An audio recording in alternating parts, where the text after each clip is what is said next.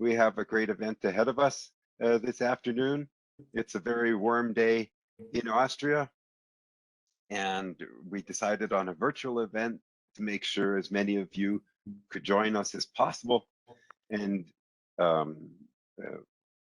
just as the temperature here, we have chosen a very hot topic, and that is, pardon me, Reglobalisation, the Changing Patterns. It is the title of our new book that is a cooperative effort on the part of the Austrian National Bank and the Austrian Federal Economic Chamber. And this event is in cooperation with SWRF.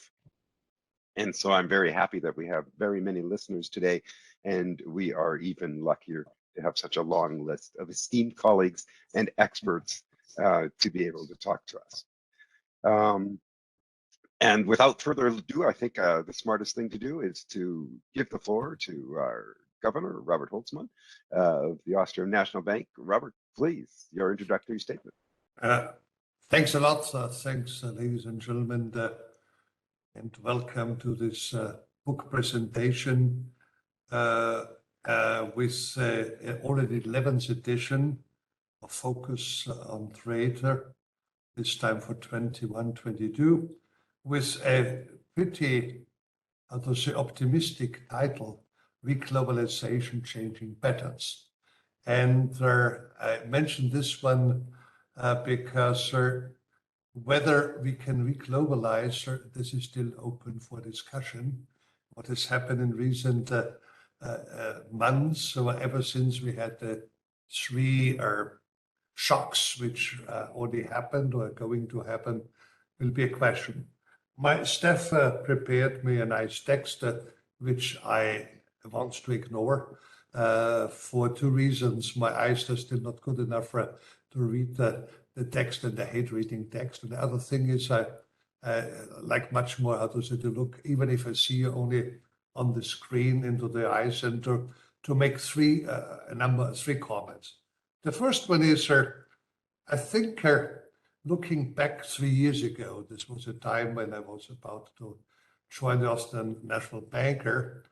I would not have thought that events would be on the table which would lead to such a rethinking about globalization, deglobalization, reglobalization that we've experienced.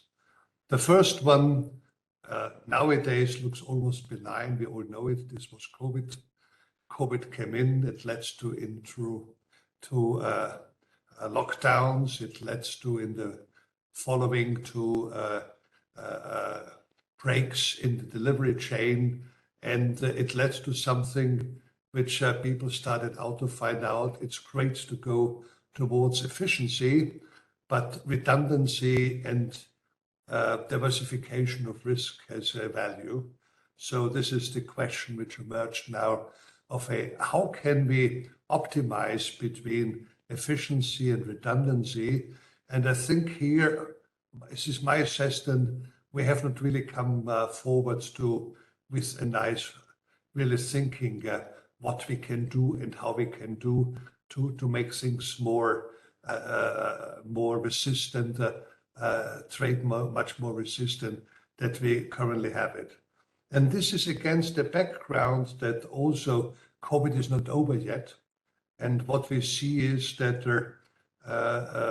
we just heard today that we will have the biotech will establish for the first time a laboratory producing pharmaceutical and vaccines in Africa, because if this doesn't have a large extent, our disruption of trade may become much more, because the health situation in Africa is not yet as we have it. And this will have repercussions with regards to the access to materials, but also with regards to the danger that in the future we will have even more part of breakdown of what we're going to happen. So the first part is COVID was a major shock, but it was only, how to say, the beginning of the shocks. The second shock, what we had is, of course, the conflict war actually between Russia and Ukraine, an aggression to which the Western world answered with quite some strength, with quite some decision so far. And this had led to a whole list of sanctions. And the Chamber of Commerce is, of course, very much aware what sanctions mean. The Austrian National Bank has become, how to say, the source of interpreting and providing information about the sanctions. And how to say, every day, every week, another group of sanctions is emerging, which is, of course, not good for trade, and which, of course, has already now elements of deglobalization, and it may even become stronger if the conflict doesn't end on time, because in this case we may have a danger of an east-west separation at a level we haven't known before, even stronger than it was at the time of the Iron Curtain.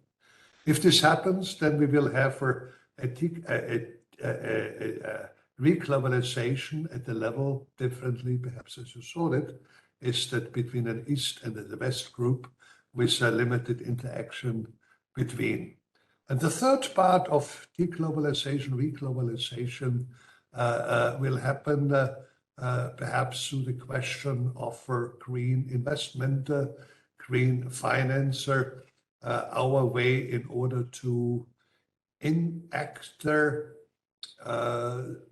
ways in order to achieve our environmental goal. And for economists and believers in market like Christoph and me, a tax on CO2 is perhaps the most effective instrument, with the path clearly how the tax should develop in order to internalize fully the externalities, what to do. But what happens if not all countries adopt it? How we then are we able then to create mechanisms to tax at the frontier? So you have a club of those who apply a CO2 tax of a certain level, the others stay outside. So the question is, in the future, trade determined by the club of tax appliers or not tax appliers. So what we have a number of challenges on trade now. And so the question is, how will this work out? So what this book what your publications coincide to both teams, and shows again a great cooperation between the Chamber of Commerce and the Austrian National Bank and cooperation with the service. It's a kind of intermediate step of, yes, we want to re-globalize because we believe that globalization as a way in order to use comparative advantages is a major force, not only of static gains in welfare, but it's also the dynamic gains, because trade is a crucial element of creating productivity through inter alia competition, new technology, etc. So my question is, how can this optimistic outlook, what you have on reglobalization, become into reality? And this unfortunately depends on a number of items which we are not able as economists to guarantee, but we can only hope and deliver some of the contributions at a modest level, but the rest is outside us. But it's good, thanks again, at least to make this stage, but think much more beyond, which, how to say, may be much more difficult to bring to the fore. So thanks to the team, thanks to the great cooperation. And I think a next book on reglobalization needs to be in the work soon in order to make sure that, how to say, trade remains a major contributor to economic welfare. Thank you. Thank you very much, Robert. We always say back home, I remember when they said, curiosity killed the cat. And we have over 300 pages in this volume where experts, scientists, researchers have done exactly what you have asked for and put in their contributions. Each one is a small step we cannot all land on the moon together at the same time, but each one of us can contribute a small step. And that's what we have done, and all our colleagues in this book. And thank you very much for your wonderful opening words. And now we will go to Emily Gross, who is Vice President of the Austrian Federal Economic Chamber, and she, with the President of the Chamber, are known also this organization for promoting always. They are beacons of internationalization because they are always showing us that the world is greater than just the borders of Austria. And Emily, may I ask you for your introductory words? Thank you very much, Christoph. It's really good to see you. Nice to see you too. Thank you, Governor Holzmann. Ladies and gentlemen, as representative of the Austrian Federal Economic Chamber, I would like to welcome you to our workshop today, Reglobalisation, Changing Patterns. The Austrian Federal Economic Chamber represents more than 500,000 Austrian companies. And as a small country, Austria really depends on trade with other countries. So if we're looking at the GDP, almost 57% of Austria's economic output was earned abroad in 2021. And that means that every second job in Austria relies directly or indirectly on exports. So what we really need are framework conditions. We need stable supply chains, and we need easy access to foreign markets. So all those things are really crucial for us, as Governor Holzmann already mentioned. And we learned in the past few years that those conditions are not self-evident. So the COVID crisis, as well as the war in Ukraine, showed us that there can be difficulties and challenges for our economy. And the pandemic led to the deepest recession since the Second World War. And while the economy recovered quite quickly, mostly due to the numerous aid measures taken by the government, we saw and we are seeing right now that the supply chains are still facing challenges. Those challenges began in the year of 2020 and increased within the last years. And we learned that commodities and raw materials there can be a shortage of those things. So that's something new, and that's quite a big problem for all kinds of businesses. And another thing that we're seeing right now is the labor shortage. So that's something that we know from before the pandemic, but this problem got much worse. And the war in Ukraine has shown us how important functioning supply chains and diversification are. So it's no longer enough to rely on one market, on one supplier, on one nation, but there is really need to diversify the supply chains. And the awareness that raw materials and goods can become rare has definitely moved up the agenda. So this topic also is now a priority, a top priority actually at the World Trade Organization level. And one of the positive results of the 12th WTO Ministerial Conference is the statement and response to the COVID-19 pandemic and preparedness for future pandemics.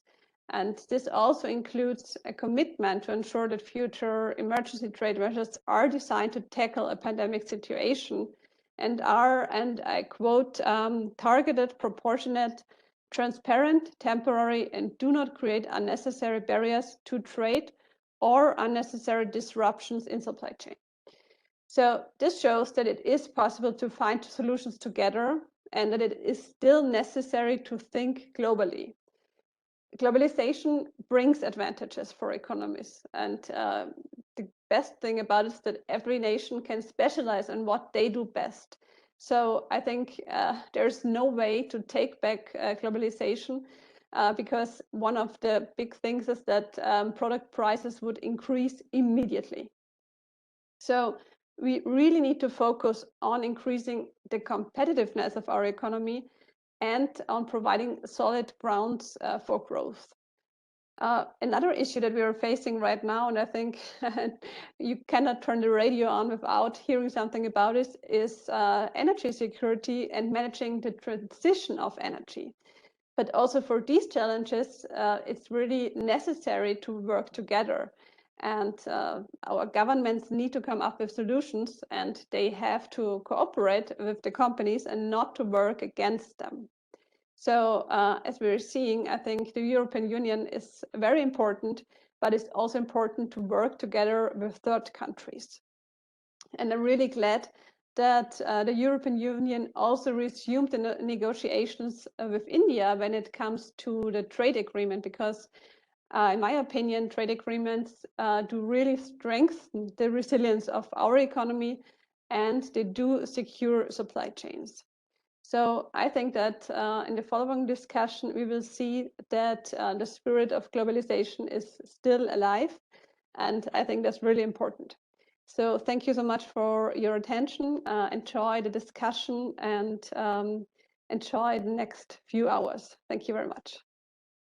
Thank you very much, Emily. Both you and Robert have again demonstrated the competence and inspiration that your organizations display, and that's why this cooperation was also so successful. Again, your words, cooperation. I was always a big fan of the Musketeers, you know, all for one and one for all.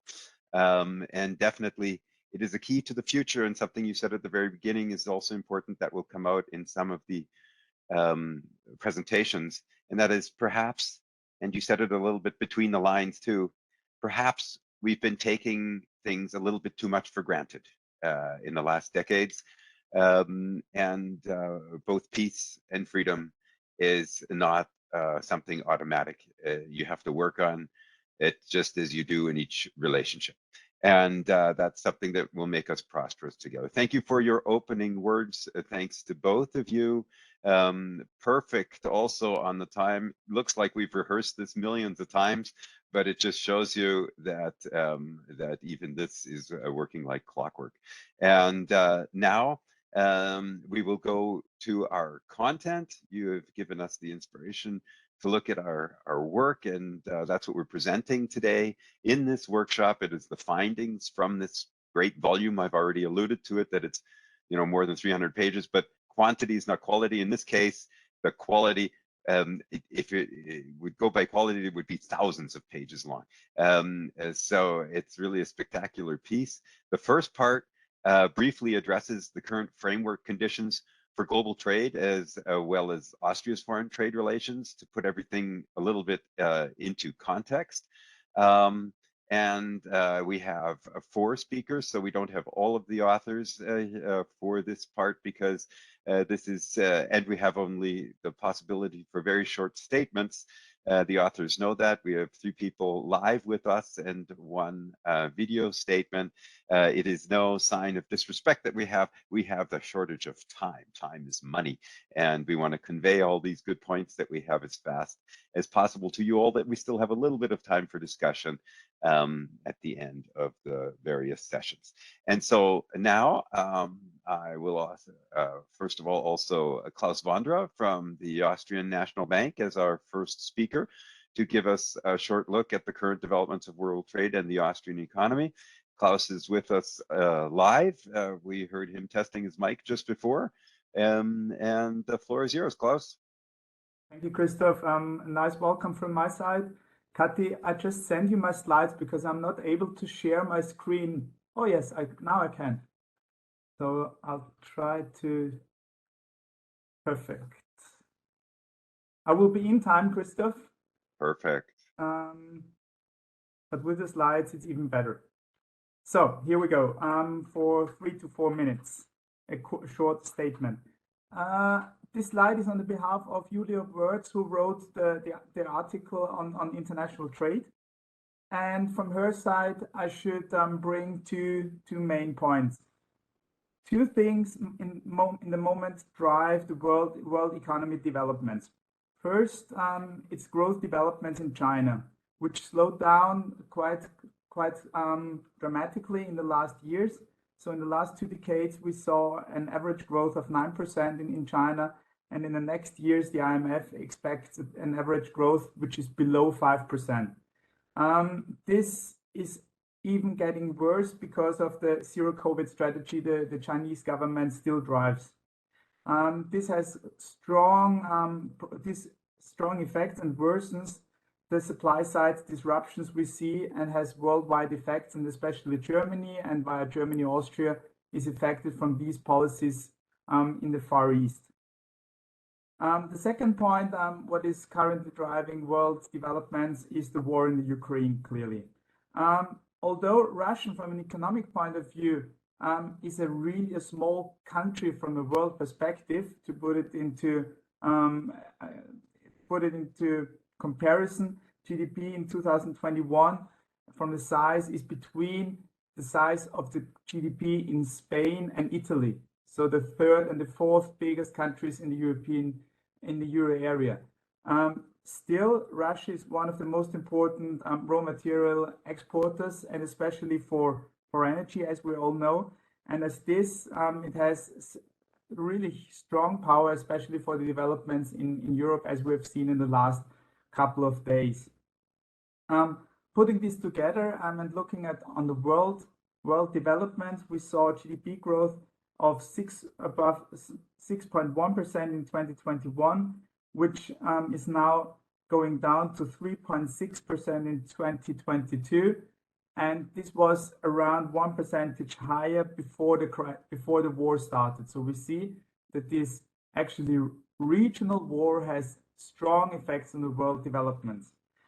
In line with this, world trade growth decreased from around 10% last year to only 3% this year, and world trade was affected by almost 2 percentage points just because of the war. So this is dramatically. Putting together, we see that the trade to GDP elasticity this year drops below 1 again, which is not a good sign in what my previous speakers said. Coming to my second slide and having a short look on the Austrian case, which is embedded in this European Union and clearly also affected by the war. The OeNB has just published the economic assessment for the next years, and as you can see, for this year, a recession in the base scenario is not likely at all, because we have the good feeling that we had a very strong start in the year. So you see this green bar here, which shows that because of the data we received in the early month of this year, GDP growth was really strong. So for the rest of the year, we are fine, and we will see growth of around 4%. But for the next years, GDP growth really suffers the consequences of the war. It's not the direct effect, it's more the indirect effect, which comes from the high inflation we see in the moment. In the moment, we have an inflation rate in Austria of almost 8%, and for the whole year, we expect an inflation of 7%, which will go down and go back to the target of the ECB, but will still be with 3% above the target in 2024. And an alerting signal, core inflation will be even at a higher rate of around 3.5 percentage points. Just one more sentence. Keeping in mind that in the last days, Russia dropped and shortened the gas exports to the euro area. We are somehow in a way not still in this baseline scenario, but we are going slightly into the direction of our scenario we have calculated, but only slightly. So we don't see this whole bar going down. But clearly, if the stop goes on, the risk of having a smaller GDP growth this year gets higher. On the other side, we see that industrial production for March was revised up, and the numbers, very astonishingly for us, for April were really strong. So this would be an upside risk for the Austrian economy. So putting it together, we're still confident that our GDP forecast is pretty secure. But of course, we will suffer in the next years where we don't see a strong recovery as we have seen after the COVID crisis.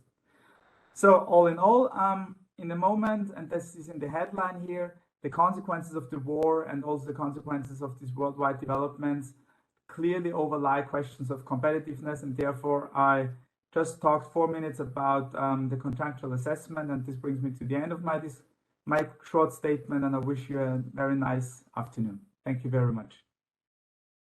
Thank you very much, Klaus. Thank you much for your statement. What we are looking at, obviously, is a strong fundamental economy, but with some major challenges, and they are not getting smaller at the moment. Thank you very much. We will go without further ado to our next speaker, former colleague of mine, Bärbel Taschroner from the Austrian Federal Economic Chamber, will tell us a few things about recent developments in the EU trade policy. And my, oh my, there's been things going on there. Bärbel, the floor is yours. Hello, Christoph. Nice to see you. Good afternoon to all from my side. I prepared a little slide, and I think Kati should play. There it is. Here it is. Thank you very much. Okay. So after more than 5 days of really tough negotiations at the 12th WTO Ministerial Conference in Geneva, a significant package of agreement was reached for the first time in years. The conference could very easily have failed, but instead WTO Director General Ngozi Okonjo-Iweala was able to announce to the participants, "You will not be going home empty-handed. The outcomes demonstrate that the WTO is in fact capable of responding to the emergencies of our time." The 4 pillars of the Geneva package are the areas of fishery subsidy bans, aspects of global food security, a WTO pandemic contribution, including temporary exemptions from patent protections for COVID vaccines, and a planned structural WTO reform. The existing e-commerce moratorium was also extended until March 2024 at latest. In addition, a number of work programs were adopted and other declarations were made. As a follow-up to the review of EU trade policy, the European Commission has sharpened its trade policy toolbox. Among other things, it's not only presented a proposal for the new generalized system of preferences, but also updated the dual-use regulation and brought an international procurement instrument on the way. The proposals for 2 new instruments, the anti-coercion instrument and the instrument against distortion in the internal market due to subsidies, are currently being discussed internally within the European Union. In bilateral trade relations, a transatlantic trade and technology council was established with the United States, and negotiation continued with Australia, New Zealand, and Indonesia. New negotiations have begun with Kenya on an interim economic partnership agreement. And as we already heard in the opening remarks of the Vice President, negotiations with India on a trade agreement, an investment protection agreement, and an agreement for the protection of geographical indications have already started. Thank you very much. That was it from my side. I had the time frame for 2 minutes. Perfect, Bärbel. It's practically impossible to say everything in 2 minutes, but you have done a wonderful job. Thank you very much. It shows what's really going on, and depending on the developments, of course, this topic, we'll speak a little bit more about it later in the sessions, the friend shoring. It's a term that is more modern and not as more current, but here we will be hearing about those points that you were talking about, especially at TTC. Okay, so thank you very much, and we'll be going to our 3rd speaker, another XX colleague of mine, Leo Pertl, and Leo will be speaking about Austria's foreign trade and goods, recent developments. Leo, you're live with us now. You're on. Hello from my side. I want to start the video and start the presentation. Perfect.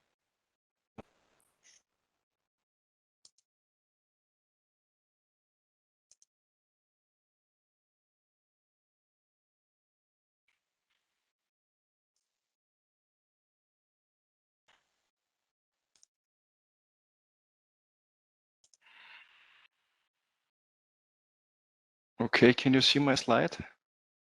Yes, we can. Here it is. So I want to talk about Austria's foreign trade in goods and recent developments. have to. How can I?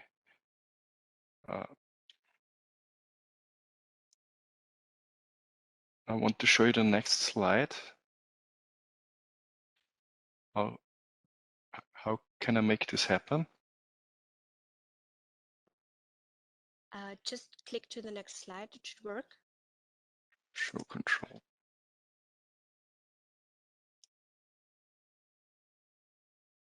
Layout. Full screen. It doesn't work. Oh, it does now? Yeah, it does Yeah, now. perfect. So the connection is not so. So the year 2020 was strongly influenced by the COVID-19 pandemic. During March 2020, curfews were imposed due to the spread of the coronavirus in Austria and many other countries. This led to the deepest and most abrupt economic slump in post-war history in Austria. Particularly in April, the fall was severe. After easing the restrictions, Austrian foreign trade recovered quickly, but could not reach the previous year's levels. Renewed tightening of the measures to contain the coronavirus in November 2020 had a less severe impact on trading goods. In 2021, a strong revival of foreign trade took place, which was supported by strong investment. Even though bottlenecks in international transport capacities led to a significant increase in freight rates, the gap to the pre-crisis level was closed from March onwards. In the course of 2021, the prices of energy increased dramatically, so that the trade deficit expanded massively. The war in Ukraine and the sanctions against Russia are leading to further energy price shocks and exacerbating global production and supply difficulties. Nevertheless, the export and import growth in the first quarter of 2022 was strong, and the export indicator from the OeNB from June forecasts growth rates of well over 10% for April and May. So export growth is still strong, at least at the moment. And on my last slide, I want to stress very briefly that the prices for imported energy in Austria were already increasing in the second half of 2020 and accelerated in the fourth quarter of 2021. And that the price development for crude oil is very different compared to the prices of natural gas and electricity. Thank you for your attention. Thank you very much, Leo. You're pointing at a very major issue for comparative advantages and competitive advantages in Austria and Europe with respect to other nations and continents. Very important issue. We'll get to that probably in the discussions in the second half. And now we will go to our last speaker who's with us with a video presentation, just a quick one from Patricia Walter from the Austrian National Bank on Austria's international trade in services. Here goes Patricia. Good afternoon. I'm presenting in short Austria's international trade in services. And as the header tells, distortion and services exports prevail, while technology exports took the lead. In the past year, in 2021, travel receipts were down approximately by 60% compared with the pre-pandemic level. But if we look at international tourist arrivals, Austria still fared better than worldwide development, mainly due to German tourists.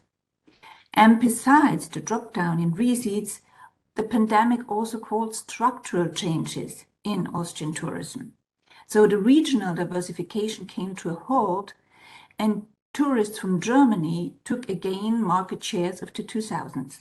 In the present year, in the first quarter, Austrian tourism developed positively, but travel receipts were still approximately 30% below the pre-pandemic level. And while travel restrictions were lifted, downside risks prevail in Austrian tourism. Of course, the pandemic, the war in Ukraine, and inflationary pressures, to name a few. With other commercial services, their development was also mixed in 2022, mainly due to travel restrictions and disruptions in supply chains.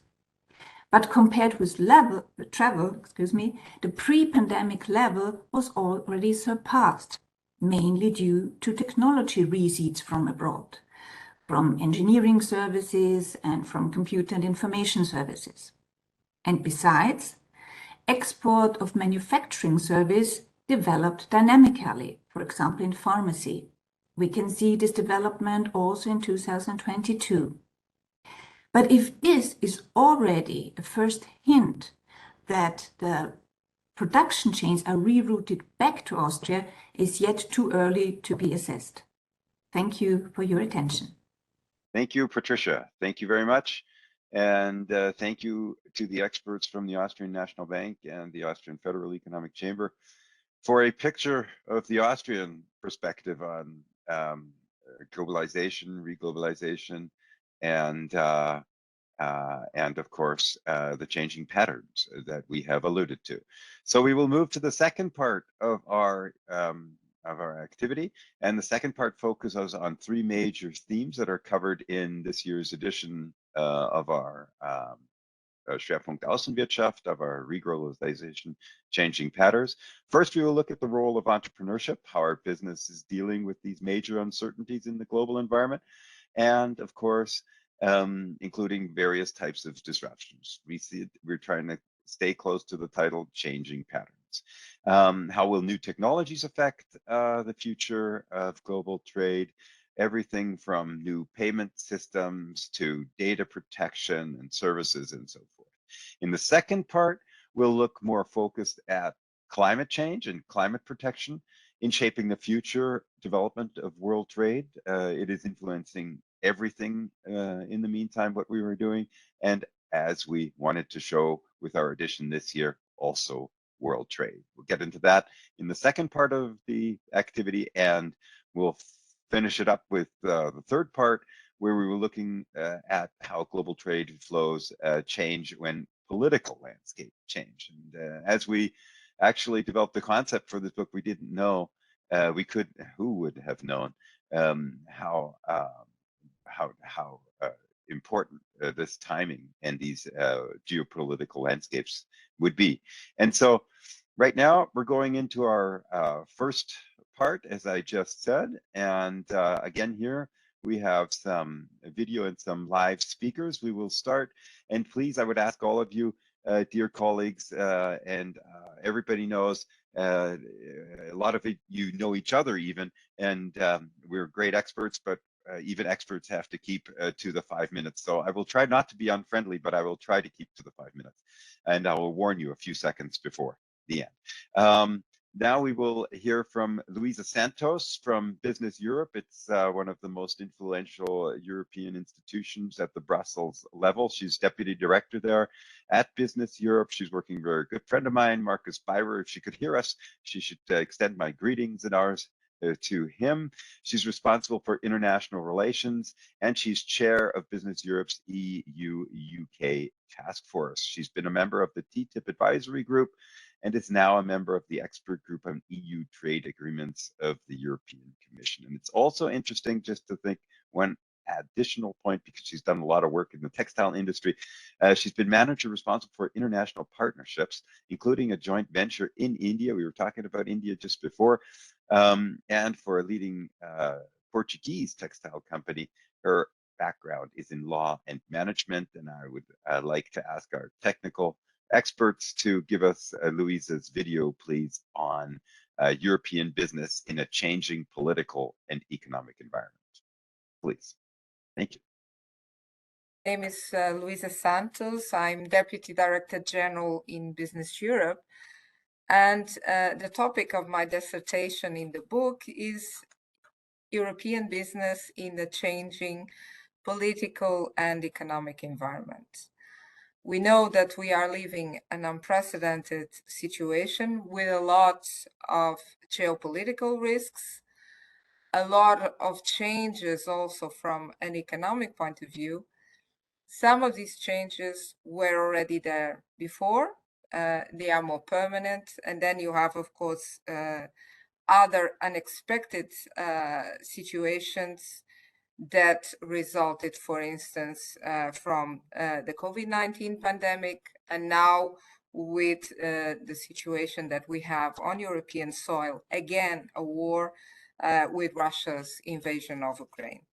So I will try in my dissertation by small article to address some of these challenges and how companies can adjust, what is the role of companies and what is the role of governments.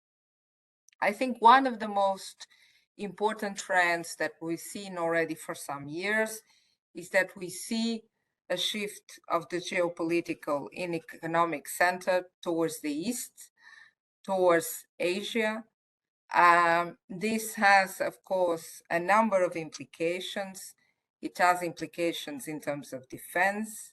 It has implication in terms of technologies, but also in terms of markets and how companies react to the markets. This is something was already there. Now the war in Ukraine has shifted a little bit the center back to Europe, back to the transatlantic axis.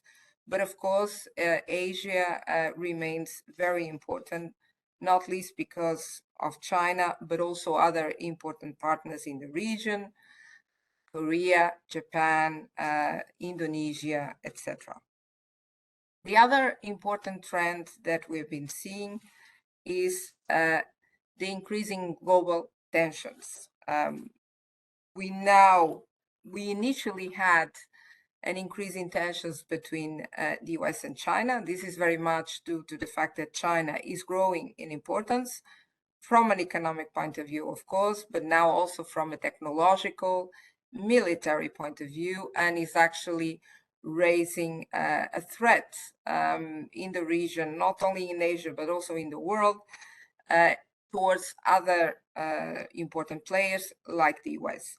The fact that we also have a regime that is state-driven is also creating additional concerns among Western economies. And of course, the role of China now in the current conflict and the positioning in favor of Russia is not helping the situation. So we have this very, very important challenge of how to deal with autocratic regimes, how to deal with regimes that do not play also entirely by the same rules from a political but also economic point of view. We also have seen in the recent years, and particularly after the COVID-19 pandemic, and as a reaction, a growing role of the states in the economy. Of course, to support the economy, to lead us out of the crisis, we need the government's assistance, and this is very important from a financial point of view, but also in other aspects. We need, for instance, rules that are more business-oriented, that support developments and investments from companies. But at the same time, what we see is that we have more driven or state-driven approaches also in market economies. One example is, for instance, the fact that we had recently a number of export controls measures.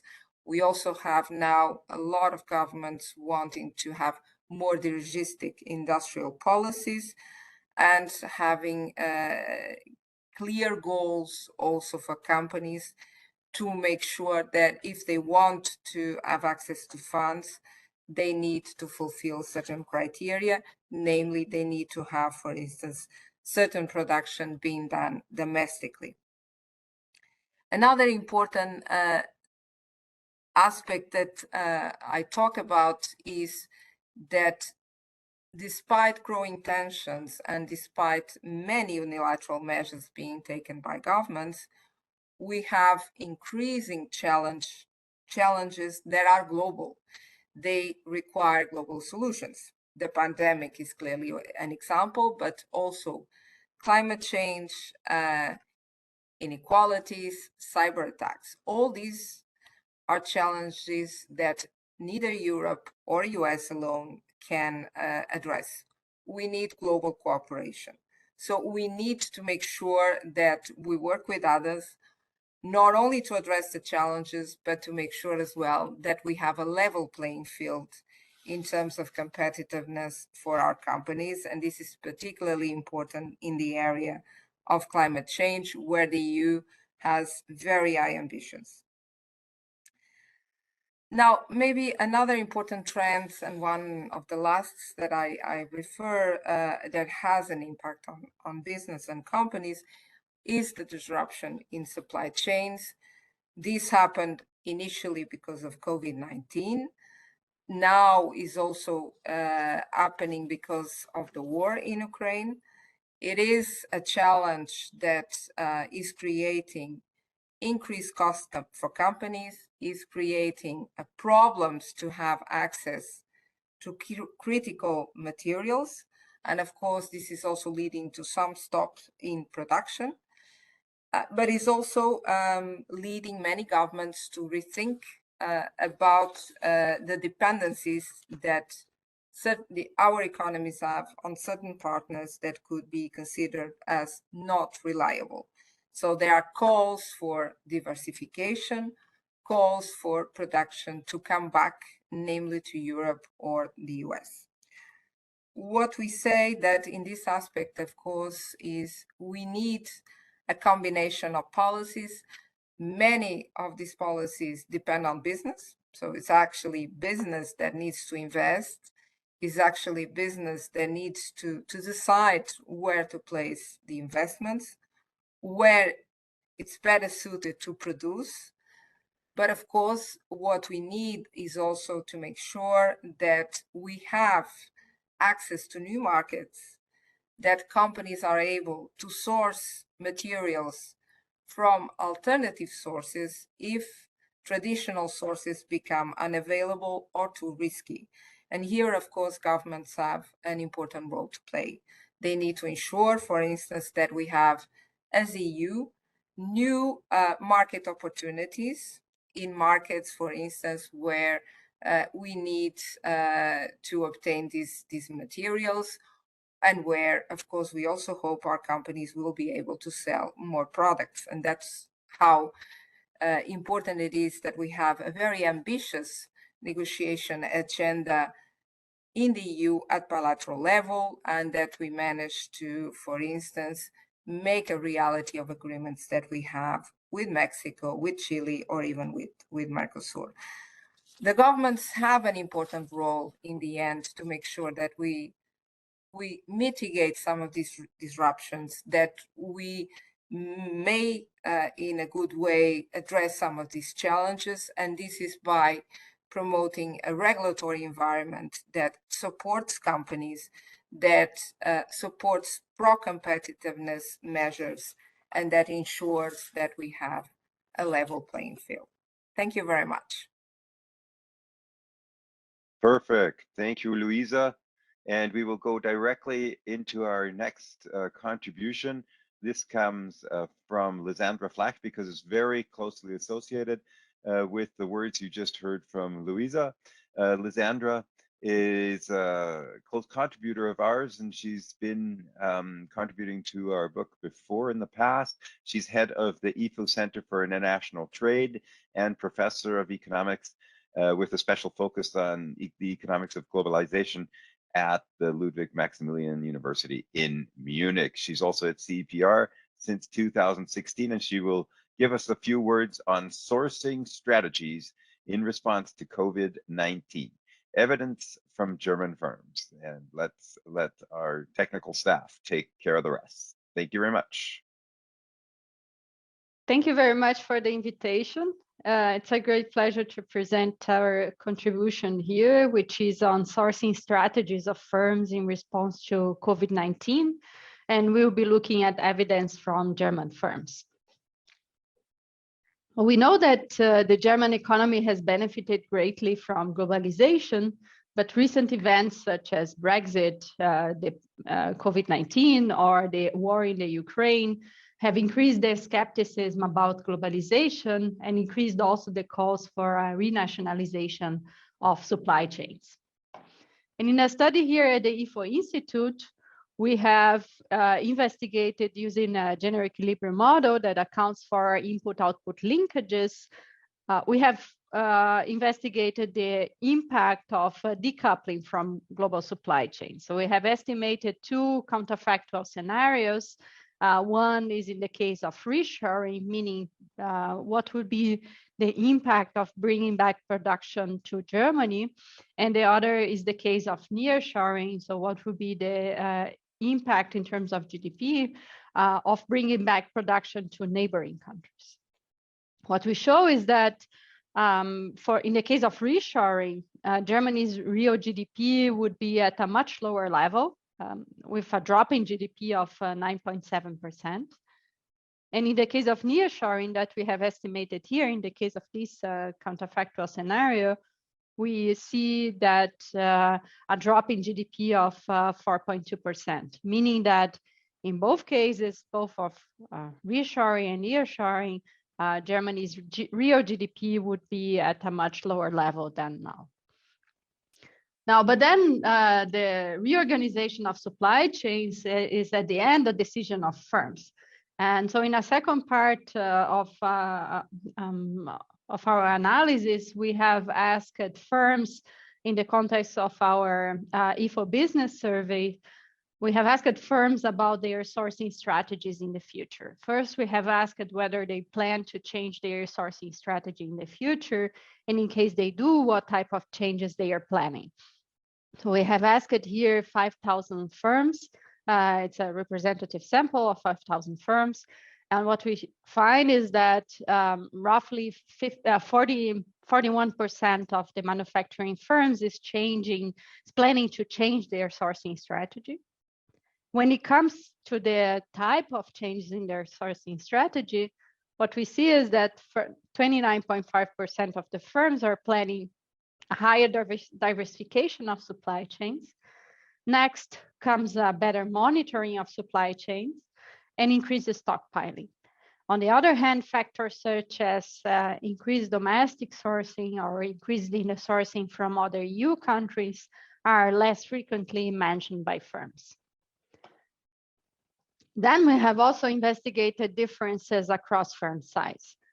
We know from the literature that smaller firms, the costs to diversify their supply chains are likely prohibitively high, right? Because the search costs or other costs associated with searching a new supplier in an additional country are associated with fixed costs that are in general for small firms then not profitable.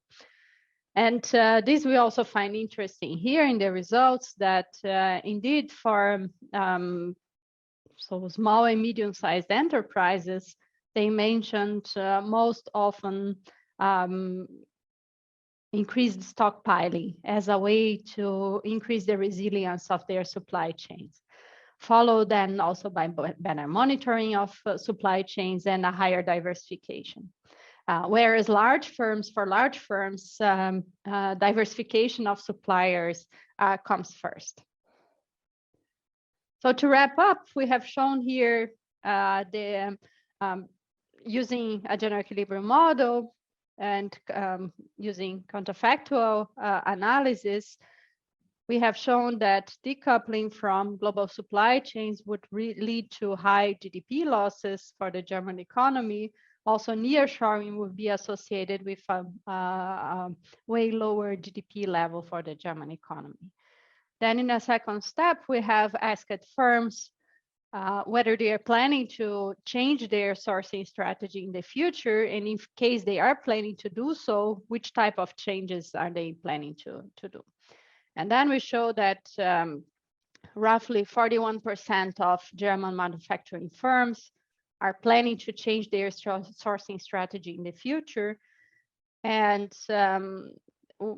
the first type of change is a higher diversification of supply chains, which certainly is associated with higher costs, but is a way to increase the resilience of supply chains in the future. Thank you very much for your attention. Thank you, Lizandra. Thank you very much. Some of you have started. If there are questions you would like to ask of the panelists or among the panelists, feel free to put those questions in the chat.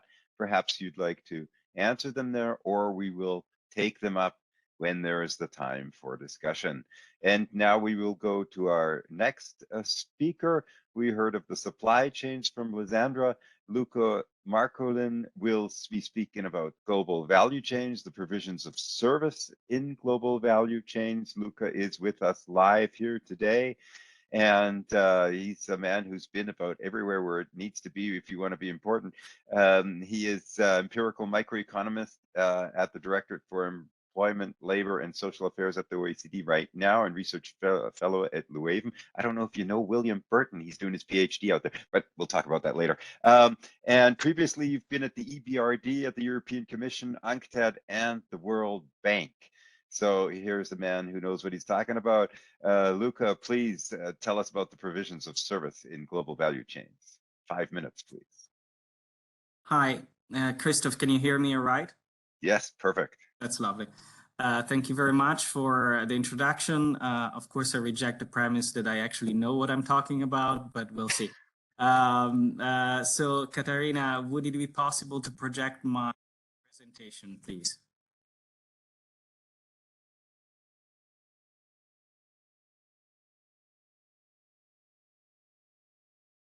Yeah, I should probably say that today here I'm speaking on my own behalf, so my statements do not engage the organization that I'm currently affiliated with. So this is joint work with Giuseppe Berlingeri and Emanuele Ornelas. We are very grateful for the organizers of the event and of the book, the editors of the book, for welcoming us among the contributors. So next. Please, Katarina. I do not necessarily see a change in slides. All right, thank you very much. So what we are concerned here about is the provision of services in global value chains in particular. So, so we know that the value added from service inputs in total trade has been increasing over time, but most of the literature, let's say, that both in the institutional world and in the research world, has focused on one mode of trading services, mode one, which is cross-border trade. For those who are not familiar with these definitions of modes, an example of mode one trade is let's say a marketing firm in Vienna that wants to sort of design, that has been hired to design a marketing campaign for a firm, say a manufacturing firm in Italy. So after a series of phone calls in which the service is designed, then so the office in Vienna is sending an intellectual product to the manufacturing company in Italy via the internet. This is like a cross-border service trade.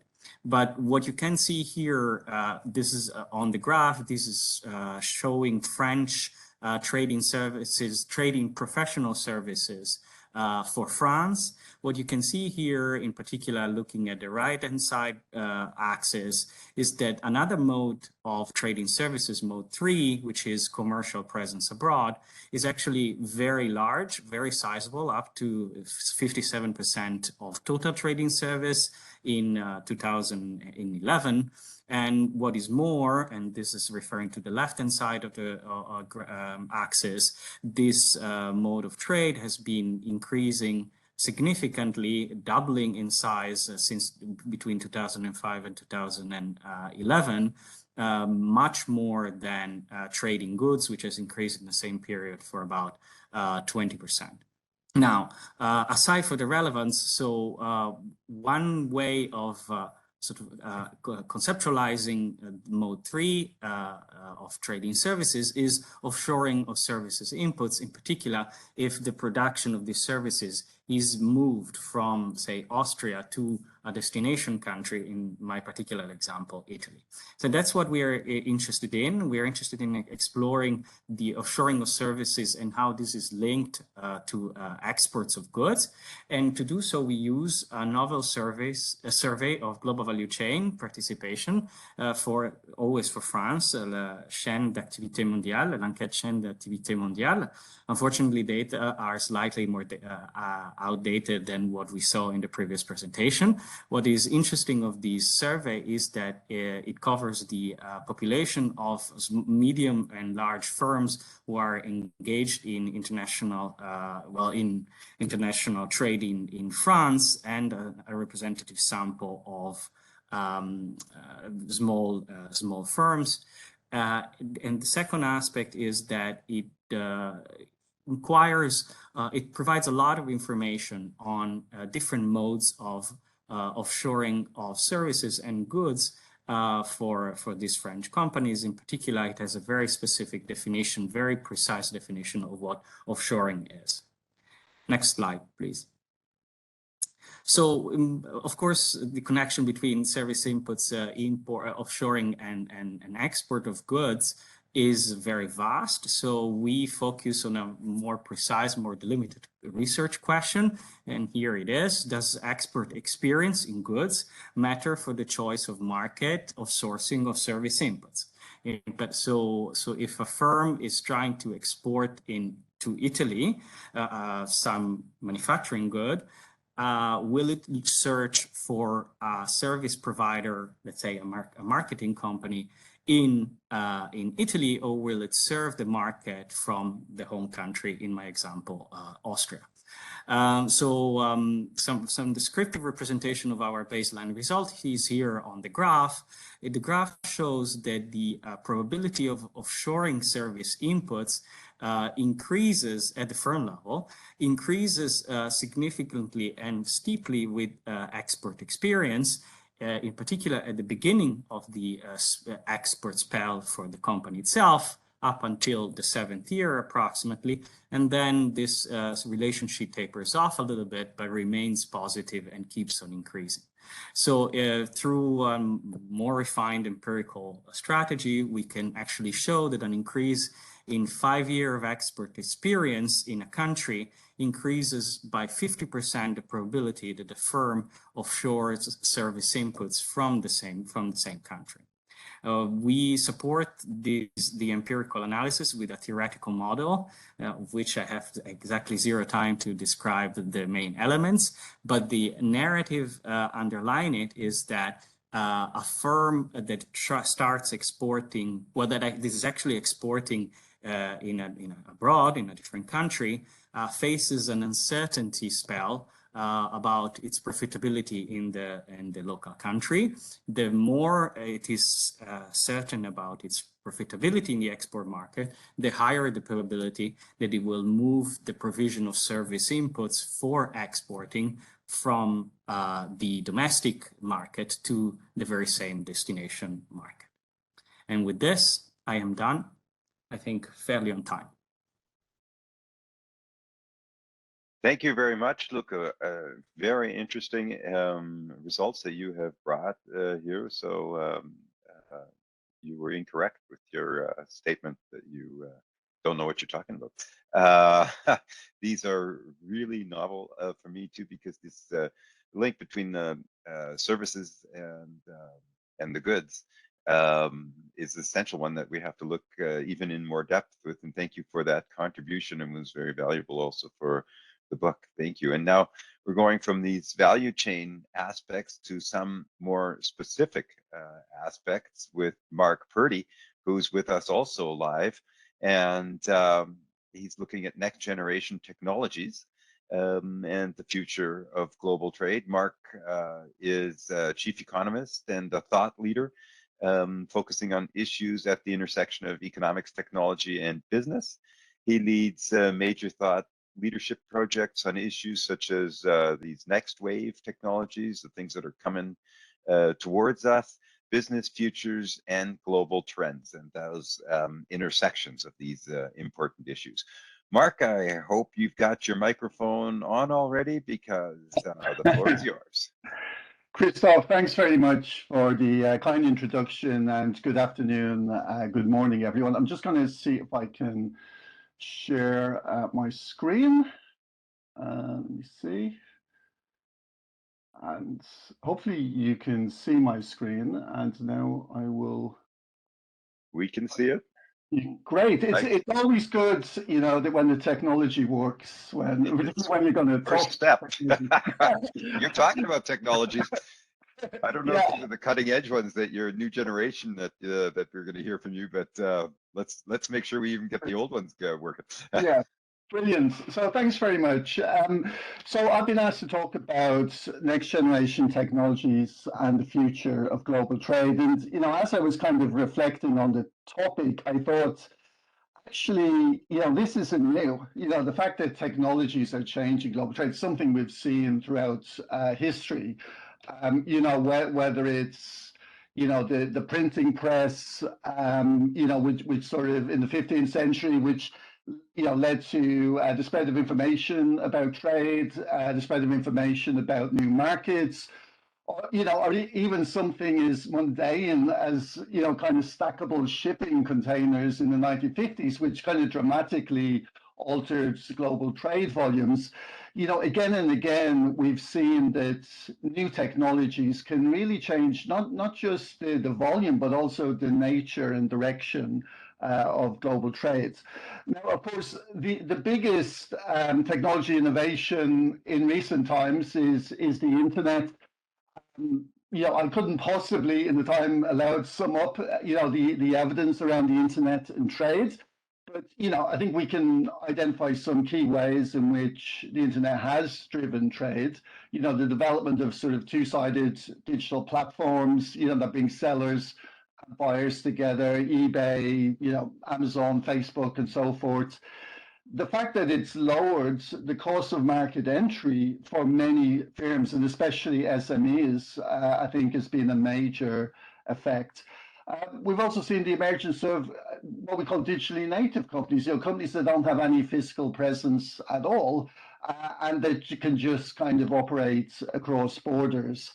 And of course, sort of then touching on some of the discussion that we've already had around, you know, the reshaping of production chains, an important aspect there has been the use of the internet to actually kind of coordinate those regional and global production chains. That wouldn't have been possible even sort of 20, 30 years ago.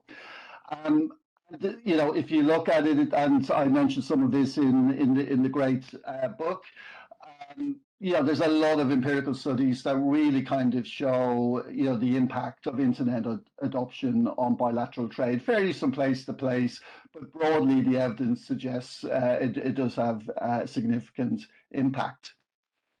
Now, if we look at some of the evidence around kind of digitally enabled trade, we kind of get into some kind of murky kind of areas here, because the problem is that a lot of the data that's out there doesn't really help us to get, you know, a really clear focus on how technologies are driving trade. The best data we have, I would say, is from UNCTAD. We can look at the proportion of trade that's in digitally deliverable services. So, you know, these are kind of services such as ICT, insurance, consulting, services that can be delivered over the internet. And actually, if we look at what's happening there, trade in digitally deliverable services has grown actually quite strongly from about sort of 45% of global trade back in 2005 to around 64% today. So clearly, you know, we are seeing these new technologies have an impact. Looking at digitally ordered trades, which is, you know, when I buy a book from from Germany and it comes to the UK, that's actually much harder to measure because it falls in a lot of business to consumer e-commerce. Best guess is, well, not a guess, best estimate is around sort of 440 billion in 2019, according to UNCTAD. Now, so that brings me to next generation technologies. And as I say, the problem is that a lot of the statistics, a lot of the data don't really capture the effect of these technologies that I'm going to talk about. But how are these technologies reshaping global trade? There's probably many different ways, but given the limited time that I've got, I'm just going to focus on two.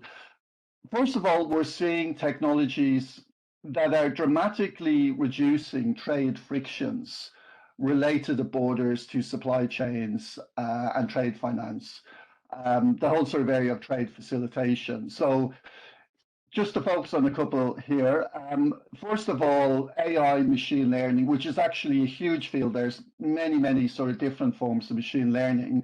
But the basic idea of machine learning is algorithms that can analyze vast quantities of data and information and extract the key information.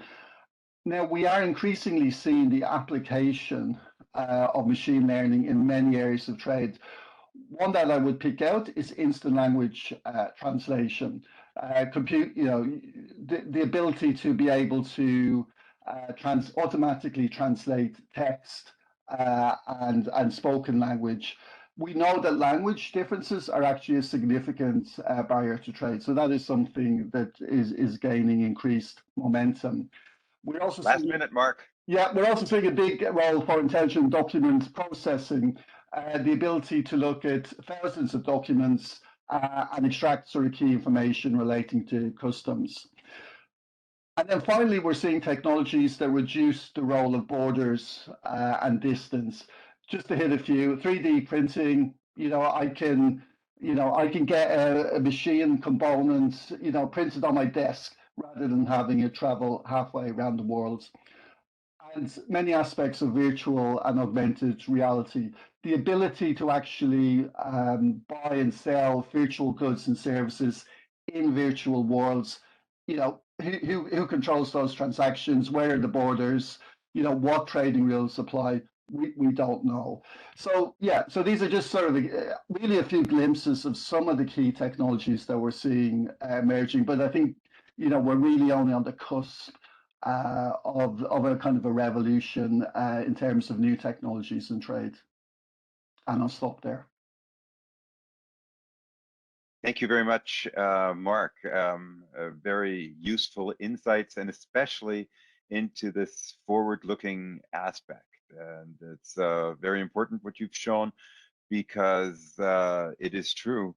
And maybe the pandemic has actually, you alluded to it, actually forced an increase in the velocity here. And we'll have to watch that. And maybe we'll make it a focus of one of our future books. Very interesting point there. Thank you very much. And that means we're coming to our next speaker. It is Zach Myers, who comes from a stone's throw away from number 10 Downing Street. Well, actually, it's number 14 Great College Street in London. It's the Center for European Reform. He's research fellow there, and he's a competition and regulatory lawyer, and he will be speaking about will retail central bank digital currencies unlock cross-border payments. Here we go. Technical staff, please. Hi there, my name's Zach Myers. I'm a Senior Research Fellow at the Centre for European Reform in London. My piece is about central bank digital currencies and cross-border payments. So the background is that globally, nearly all central banks are looking at introducing their own central bank digital currencies, or what are called CBDCs. And the idea of a CBDC is to allow consumers to get access to central bank electronic money. Today, as a consumer, you can have access to central bank money when you hold banknotes or coins, but it's only private banks that are able to get access to electronic money that's backed directly by the central bank in the form of reserves. So central banks' motivations for looking into offering CBDCs differs, but it's fair to say that their focus has been largely on domestic concerns. So a lot of them are worried about cash disappearing, and they want a replacement that's going to provide some sort of an anchor to ensure the convertibility of private money held in private banks back to central bank-backed currency. Others are concerned about the dominance of one or two private large payment systems like the US card networks, and they're concerned that this signals a loss of sovereignty. And finally, there are other motivations like improving the transmission of monetary policy and providing a safer and more private alternative to cryptocurrencies and other kind of riskier payment methods. But on top of these domestic concerns, and this is what's relevant to international trade, there's interest in whether CBDCs could solve a lot of the problems that have been observed over many years about international trade and remittances and cross-border payments generally. So there are basically two types of concerns about the situation today. The first is that cross-border payments can tend to be quite slow, expensive, and opaque. So, for example, they currently have to pass through a number of accounts run by so-called correspondent banks and multiple national settlement systems. So these systems were mostly based on domestic needs and have evolved over a long period of time. So a lot of them are quite idiosyncratic, which requires a lot of delays and manual intervention. This means that liquidity gets tied up in the banks that are involved in cross-border payments. It means that there's settlement risks, which drives up cost, and there's regulatory risk around things like money laundering and terrorist financing, which means that the number of correspondent banks that exist in the world today is decreasing, and the price is not going down as quickly as it should be. So that's the first concern. It's that cross-border payments are slow and expensive. And a second concern is, again, around sovereignty. And this has been a big focus in light of the way that Western countries have tried to isolate the Russian financial system by both cutting off Russian banks' access to SWIFT, which is a messaging service that supports international transfers, and secondly, by severing a lot of the correspondent banking relationships that Russian banks had with the West. And this has had profound impacts on Russia's economy, given the dominance of Western currencies being used in international trade. So that brings me to the question that I looked at in the piece, which was whether incremental improvements to correspondent banking are a better choice than kind of creating some sort of revolutionary cross-border CBDC system. And my starting point is that the correspondent banking system is already improving, and it's improved dramatically in the last couple of years. So, for example, the G20 has a roadmap to make these payments faster and more transparent. And many countries have also been upgrading their national settlement systems, which is resolving a lot of the pain points in international payments. And in turn, this should help reduce the cost of international payments over time. There's also a lot of private initiatives that are emerging in the market more recently, using technologies like stablecoin and distributed ledgers, which should offer quicker and cheaper alternatives to the correspondent banking system. When you compare that to the option of using CBDCs to create revolutionary change, there's kind of a spectrum of different options that are available. So on the one hand, CBDCs could be a way to create incremental improvements. For example, if two different countries ensure that their systems were compatible, they use the same data standards, then that would help ease some of the existing pain points without needing to move dramatically away from correspondent banking. Some of the more deeper and seamless ways to make CBDCs improve cross-border payments would involve a lot more by way of policy questions. So one example is that a central bank would allow a foreign private bank to hold the first country's CBDC. But this implies that part of each central bank's balance sheet will be held on another central bank's account, which would raise a lot of exchange rate risk and greater risks of unpredictable capital inflows and outflows. Even more ambitious proposals have also been mooted. This includes having a single CBDC system across multiple countries, And that obviously creates even bigger risks of things like currency substitution, where one country starts using another country's currency for everyday transactions, which does create a lot of risks for sovereignty. So I think that these policy issues mean that it's going to be quite difficult to see a lot of countries using CBDCs as a revolution for international trade, at least without creating a lot of other thorny problems that are going to need to be solved. What I think is problematic is that this deeper integration and the willingness to take on these policy risks is much more likely to happen for countries like Russia and China, who are increasingly eager to remove their dependency on Western financial institutions, and who also want to kind of internationalize their domestic currencies. So I would be worried that the increasing use of CBDCs in the international context could help, could create global fragmentation, or at least accelerate the fragmentation that we're already seeing. And so the US dollar and the euro, to a lesser extent, today have huge advantages as currencies in global trade. For Europe, I can see that it's frustrating that the euro is, very much second fiddle to the US dollar, even if the euro is growing in importance over time. But on the most important geopolitical issues, as we've seen recently in Ukraine, Europe and the US are closely aligned, and so avoiding fragmentation does seem to be an important factor that Europe should take into account. I also think that Europe's unlikely to see a huge uplift in the use of the euro in international trade, merely because it might launch a digital euro or a similar CBDC.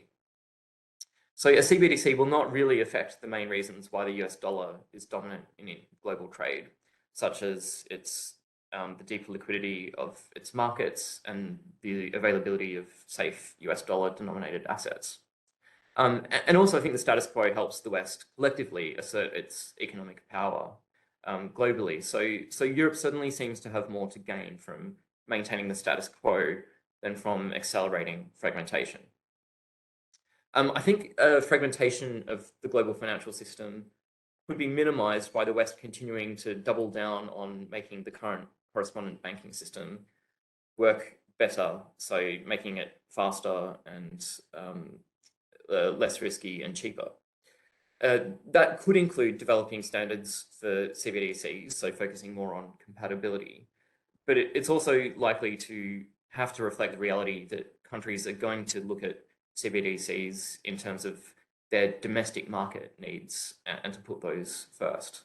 But if we can nevertheless create some incremental improvements in correspondent banking, the hope that I would have is that other countries will then see less urgency in signing up to closed cross-border systems that countries like China and Russia might be encouraging them to adopt. So I'm certainly in favor of an incremental approach. And I think that makes more sense than building alternative technologies like using CBDCs for cross-border transactions, which could only hasten global decoupling. Thank you. Thank you, Zach. Did we see that the next generation technologies are really going beyond also the things that we expected and were told about with Mark? I mean, digital currency is just the same. And now we're on to Martina Ferricane. I hope I pronounced that correctly, Martina.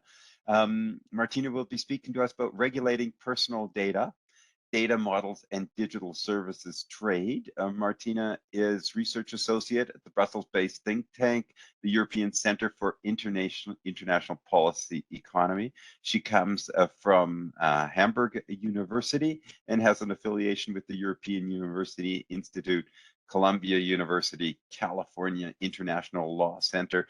Martina, she's our expert on regulating personal data. The microphone is yours. Go right ahead. Thanks, Christoph, for the presentation. And well, I will just go and start and share my screen so you can see my presentation. And okay, so now you should see it. So the essay that we wrote for the book is based on a paper that my colleague Eric van der Marel and I wrote for the World Bank. So it's a background paper of the World Development Report.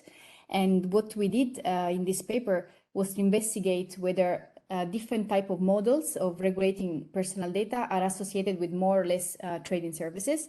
So what we did was first to create a taxonomy, and what we identify are three main data models the country can follow across the globe when it comes to cross-border transfer of data and domestic data processing.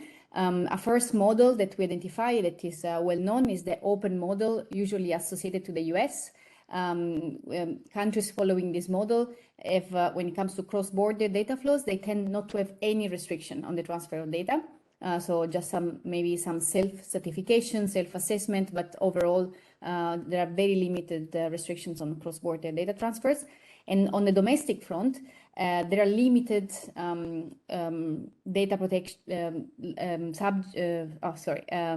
limited protections for data subjects, and sometimes there are sectoral regulations on data protection, but overall there is a lack of comprehensive data protection regime, which is instead typical of the EU approach, which follows a conditional model.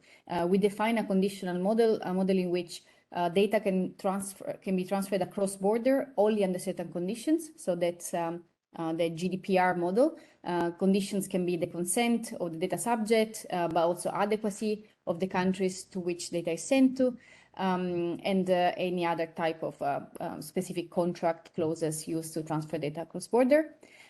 These conditional models, when it comes to domestic processing, are associated with the broad rights of the data subjects, different types of accesses, right to access or other rights that data subjects have on their data.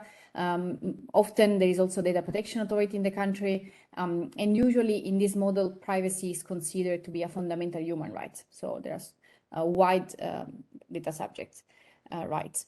And finally, the last model that we identified is the control model, the model usually associated with China or Russia. So this is a model in which when it comes to transfer of data across borders, there are strict conditions and often there are incentives for localizing the data in the country, so processing the data in the country.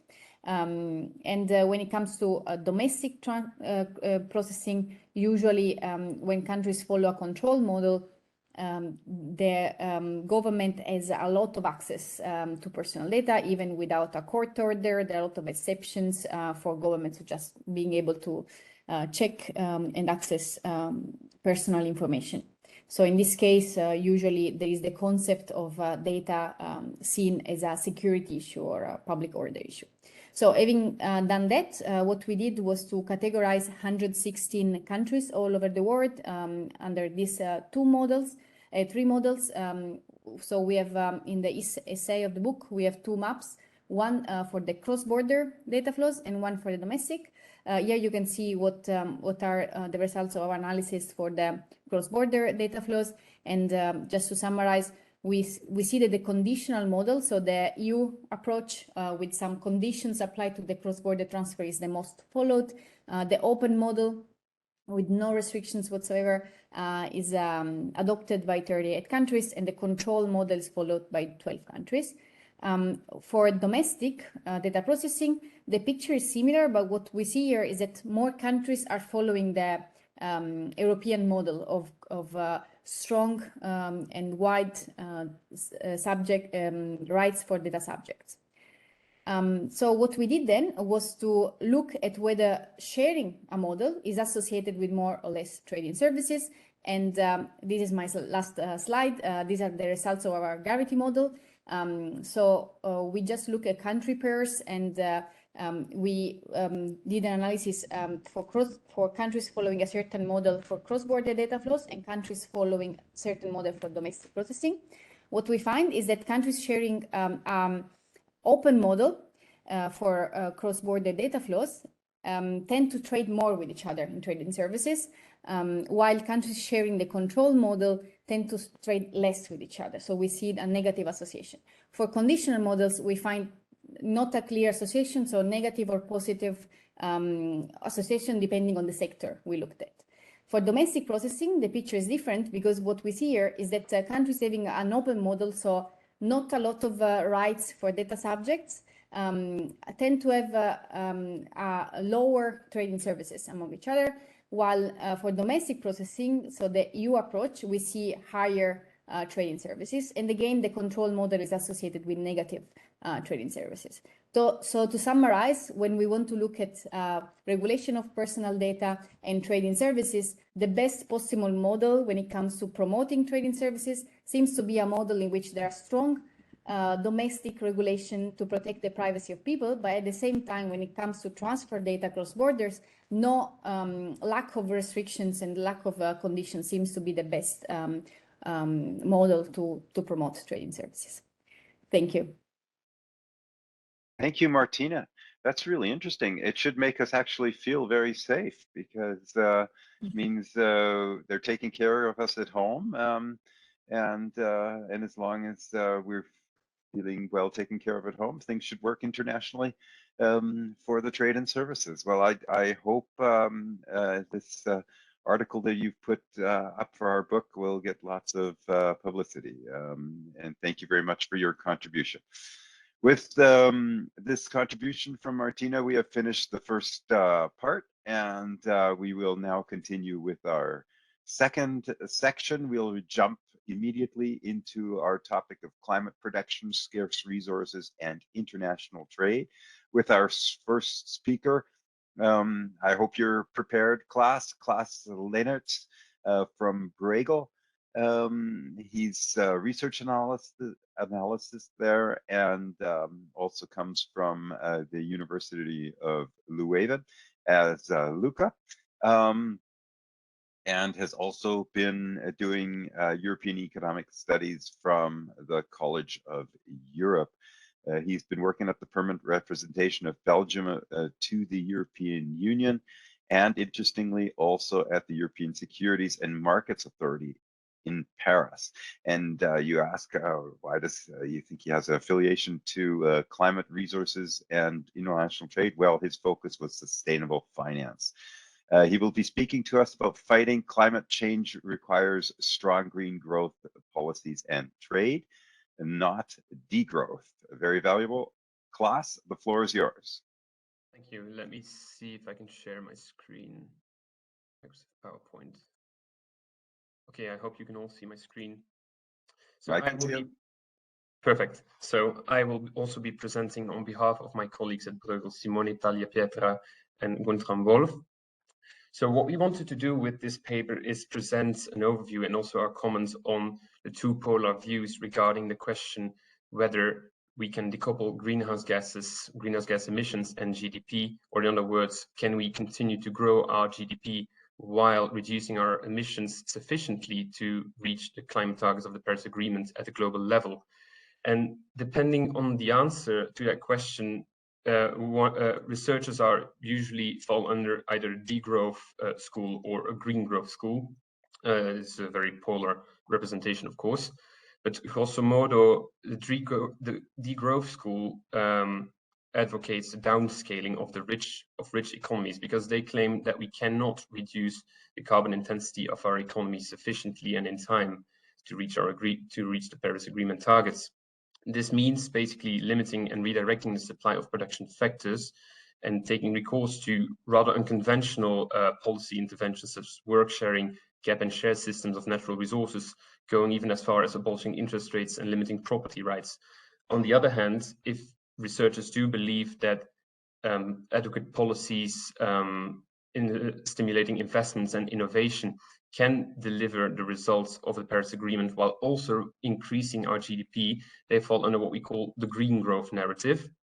And they usually refer to conventional market economics, but with strong policy interventions, for example, with high carbon pricing, subsidies for renewables, but also industrial policies, and very often compensation for households that would be affected by increasing energy prices. Now, we also discussed the flaws of these two schools, and there are quite a few of them. For the degrowth argument, well, most likely the most obvious flaw is the democratic likeliness that this would be implemented in say, the United States, the EU, but also in most other countries. While for green growth, here the argument is really like it hasn't happened before. It has never been produced, this so-called green growth. So will it happen in the future? Our answer to this is perhaps more agnostic, in the sense that we think that green growth has indeed substantial challenges, but we think that degrowth is just, I mean, that it doesn't really, it is very unlikely that this would produce. So our conclusion would be, perhaps unsurprisingly, that we would better make sure that green growth has a maximum likeliness of succeeding. And to do that, we cite a couple of things that we think are absolutely essential, such as a big investment push, and by big we mean tremendous, amounting to 2 percentage points of GDP additionally to what we have today every year for the next 30 years. Those are the common estimates by, for example, the International Energy Agency. A second thing that is absolutely needed is that we make much faster progress in innovation, because many of the green growth scenarios rely to a large extent on negative emission technologies that today are not scalable yet. And the third point that is unfortunately unavoidable, and there we do agree with the degrowth literature, is that behavioral changes will absolutely be necessary in those sectors that are very hard to decarbonize, such as meat consumption and also aviation.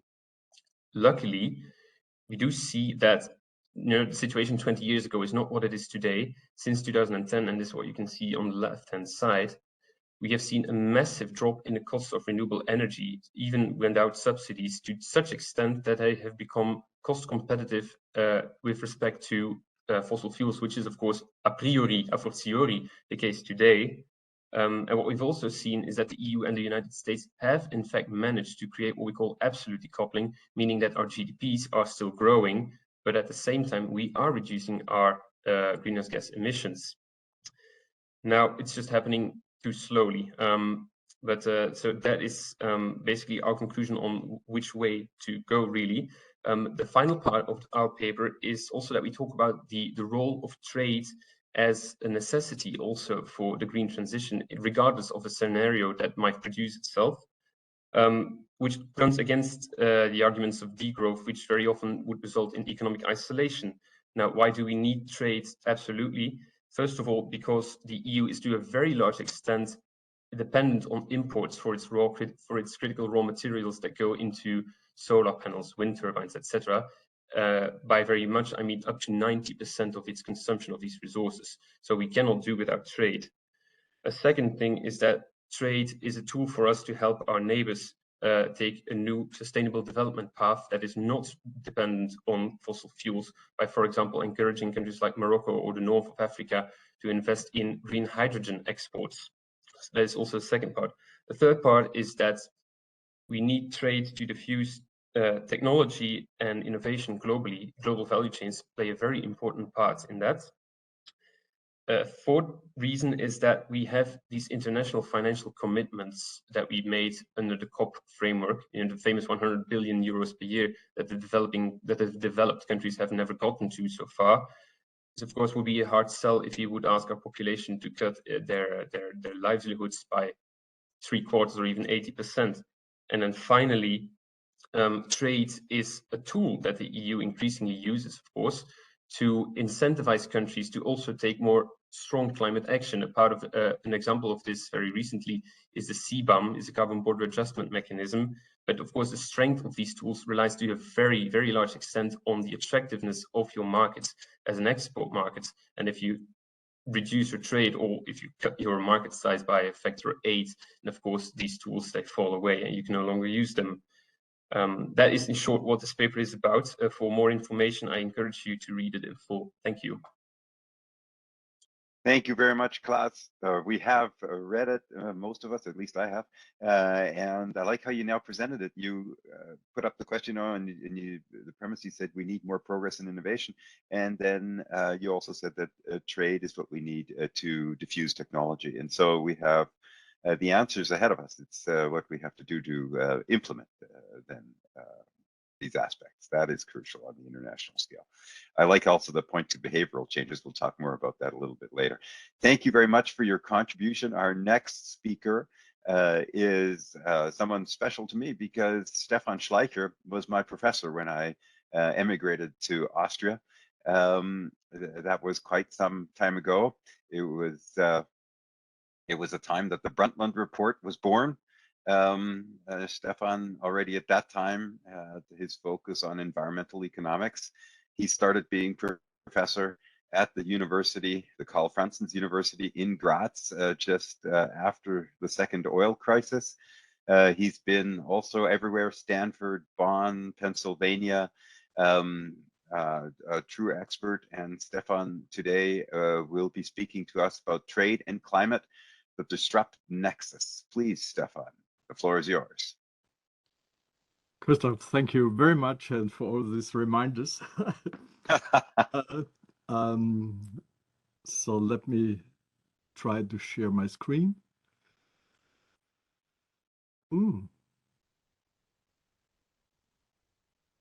I think I'm still not allowed to share my screen. I think I need a permission. No, you already have your permission to share. No, I think it seems to work.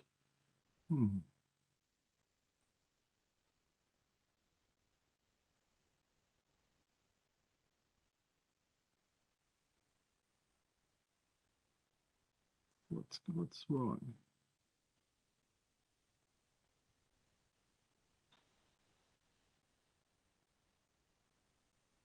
Can our technical staff give you a hand?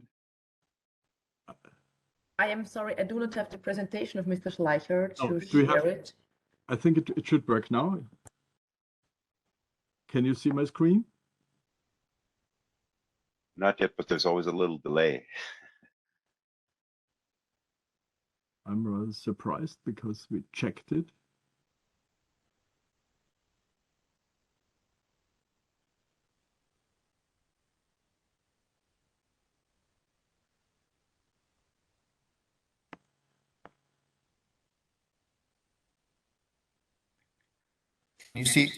Can you see the share button on the right and lower side in dark gray? There it it works is. now. Okay, so just in full screen. Actually, my remarks are closely tied to the previous paper, and I just want to summarize what I contributed in a nutshell by saying I can identify 3 stages in the nexus of trade and climate. It started out with the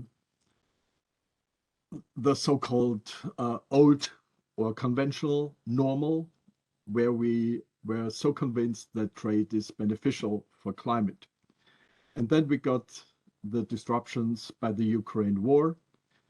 And I will try to present at least some visions how the new normal could look like. And I think this is very close to what we have just heard, because electricity and hydrogen will play a key role in the new normal. So what happened in the pre-Ukraine war area? A good indicator is a comparison between total production and consumption-based emissions in countries and regions. And I think this is a very good representation from OECD, where you can see that in the European Union, consumption of emissions are considerably higher than their emissions from production. And if we look at China, it's just reverse. And if you look into details, you can also see the big changes in the dynamics which have happened between 95 and 2018. And the message is trade is or can be beneficial for climate, and the embodied emissions in international trade flows account up to 30% of global greenhouse gas emissions, and that's quite substantial. And now the Ukraine war has happened, and I just want to illustrate this with a survey which was made by CIPR, where they asked what could be the potential impact of a EU-wide import ban on Russian gas on German GDP. And in addition, this question suggests that this import ban could be accompanied by a well-targeted fiscal policy. And this is the main message because almost 70% of the respondents said the decline on GDP would be between 1 and 3% of GDP. And I would suggest that the impacts need a more subtle interpretation, because the impact will very much depend on the availability of fossil substitutes for Russian oil and gas. It will very much depend on the reduction of domestic demand for fossils, but ultimately the impact of greenhouse gas emissions will mainly depend on the impacts on economic activity. But again, this impact can be, at least to some extent, compensated by adequate domestic policies. And now, I would say a very cautious look ahead, how the new normal could look like. And I refer to this graph in a very comprehensive analysis by the International Energy Agency, how a zero emissions carbon world in 2050 could look like, here up to 2030. And the basic message is, if we more or less stay in the current policy framework, not much will change. But if we're really serious about a zero emissions world by 2050, then we need to reduce greenhouse gas emissions by almost 50% already up to 2030. And this really looks like a mission impossible. But I want to give you an indicator what could happen, what maybe should happen, and we can have a discussion how likely it is that this will happen. And this, I want to give you this argument by looking at a very advanced and sophisticated project, which is a joint venture by big Austrian industries. What do they want to do? We have a cement plant. The carbon emission there will be captured. Then we have close by PV installations, wind turbines. The electricity is used for producing green hydrogen via electrolysis, and the hydrogen and the carbon will be combined to hydrocarbons in a refinery, in our big refinery, which is not far away. And the outcome from the refinery will be what's called olefins and fuels, both renewable. And the olefins will go into the production of very advanced polymers. And the outcome will be renewable-based plastics. And if these plastics are, after a final life cycle,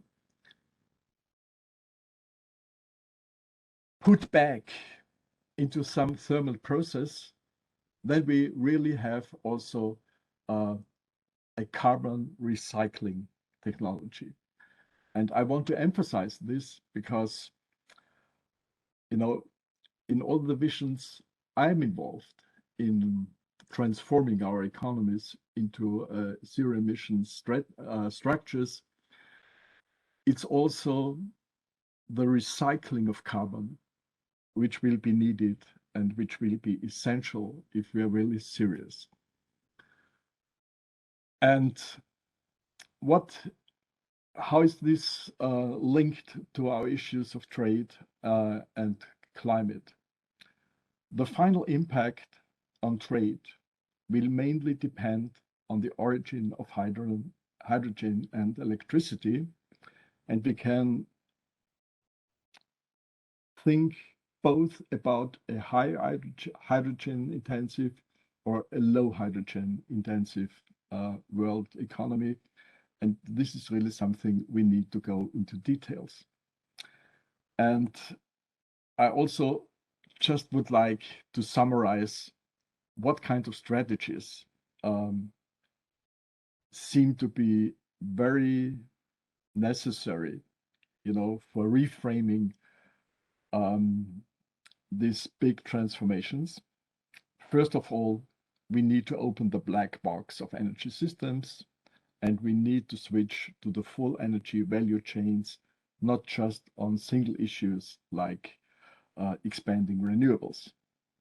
Second, we really need to incentivize targeted informations. We need credible visions how structures of buildings can become not only energy efficient, but also energy autonomous. And the same happens for other productions, and the so-called energy hubs will be an important element in this transformation. And finally, we need to consider the potential of new conflicts. And this potential calls for new, I would say, indicators for evaluation, like reliability, affordability, and security of supplies.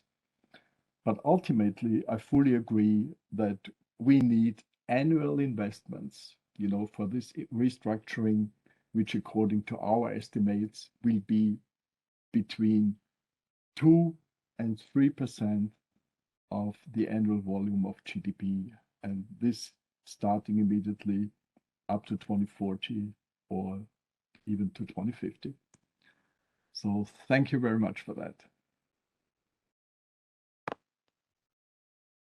Thank you very much, Stefan, and thank you for bringing us such a practical example. It is always and very often useful to follow a thought and theoretical aspects with practical examples. Thank you very much for that, and for reminding us of what volume is actually required with respect to the investments. You're right, there were very close relation to the words from Klaas just before. But we could, if we had the time, look into the Austrian budget, what 2 or 3% of GDP are used for. And there will be challenging because now they want to increase defense spending, which was very low previously in Austria. And so there's many challenges for the budget, but it was very important to give us an indication of where the needs are. Thank you very much for your words. And this means we're going to our next presentation. It is from Martin Menner. I see him in my little window up on the top left of my screen already. And in fact, he's looking at one of these aspects in a little bit of a different perspective. And this is carbon leakage proof climate clubs. Martin is live with us today. He's from the Center for European Politics in Freiburg. He's professor at 2 universities in Spain. And interestingly enough, he's done some of his studies in physics. So I'm very interested in what you're going to say, Martin. Please, the floor is yours.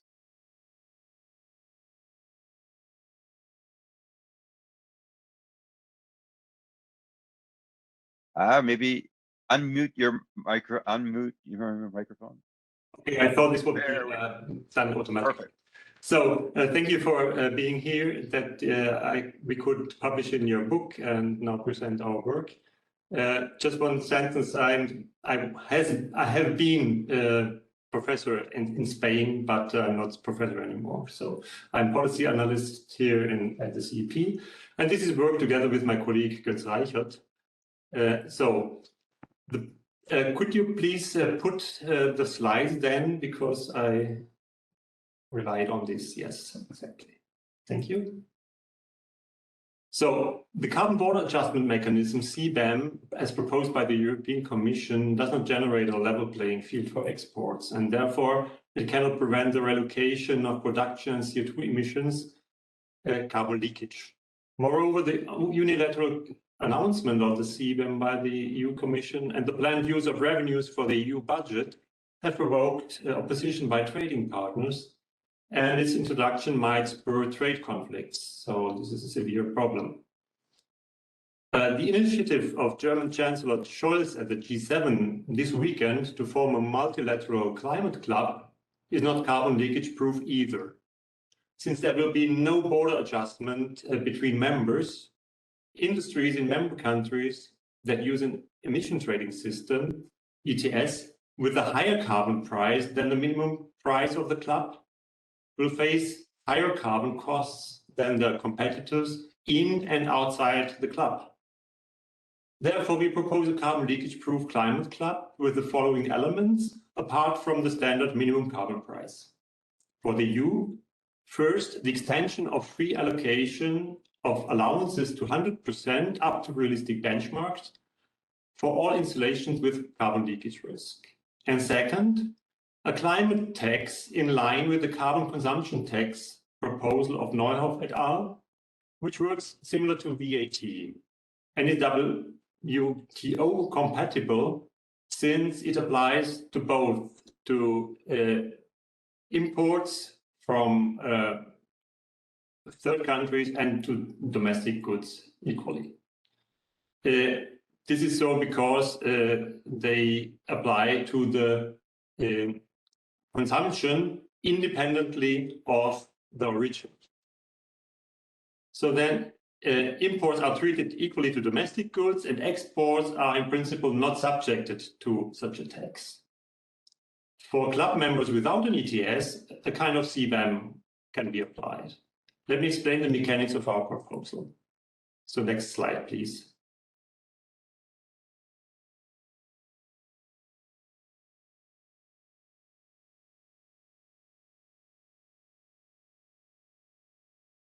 Okay, so consider a club member like the US.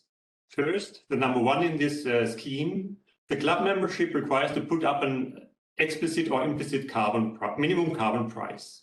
Second, a CBAM can be used to protect industries from unfair competition by imports from non-members without a carbon price. Third, export rebates in line with club rules can remove the carbon costs of exported goods to have a level playing field on export markets outside the club. In case the club encompasses most of the important trade nations, these rebates can probably be put through at the WTO by the sheer power of the club members. But this is still to see. Now consider a club member with an ETS like the EU. The ETS price is usually higher than the minimum carbon price. So carbon leakage could occur not only to non-members, but also to other club members. To avoid this, free allowances are granted. Number 4. This relieves EU industries from carbon costs without taking them out of the cap of the ETS. Decarbonization incentives are preserved. Whenever the ETS allowance price is higher than the abatement costs, it pays still out to decarbonize. The minimum carbon price is guaranteed in the club is guaranteed via the climate tax, CT. This applies to importers from non-members, 5, and domestic producers, 6.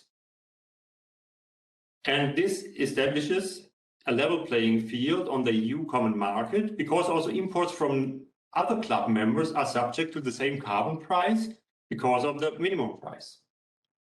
EU producers also pass the tax on exports to other club members, 7.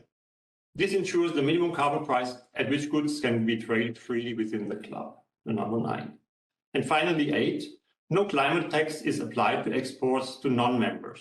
Hence, export goods bear no carbon costs and can compete fairly with goods produced in countries without a carbon price. So summarizing, free allowances strip off the high allowance price and generate a level playing field with non-members. Since the climate tax doesn't apply to exports to non-members, it doesn't disturb competition in world markets either. So world markets are fine. Now, the climate tax serves to establish the minimum price within the club. Imported goods from non-members are also subjected to this climate tax. This guarantees, together with the minimum carbon price in the club, a level playing field also in the EU market and within the climate club.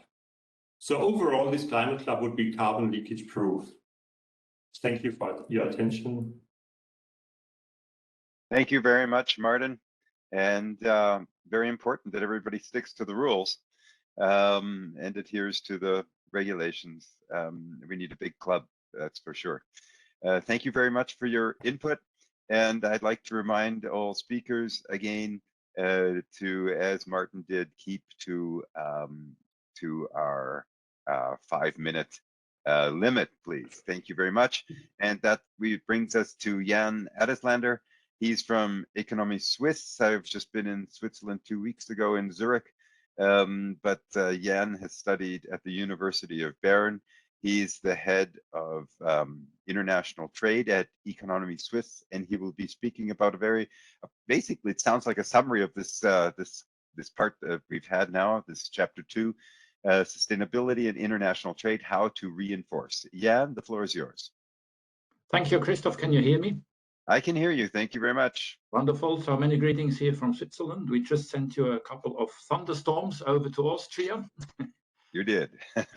For me, this is extremely special, this moment, to be with you, to have the opportunity to contribute to this outstanding book, together with my colleagues Mark Engelhardt, Mario Ramo, and also Pascal Wüttrich. They are the next generation economists, young guys. But it all comes together also with the Governor Holzmann and the Chamber. I had many talks with Wolfgang Schmitz a while ago in the European Forum in Alpbach.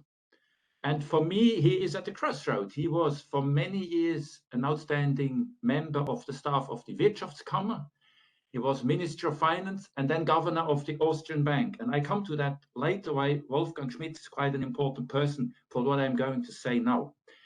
In our contribution with my colleagues, we are under heavy pressure in Switzerland because in a referendum-based direct democracy, we have to defend free trade, we have to defend trade and free trade agreements. So there's a need that we tackle and discuss issues on trade and sustainability.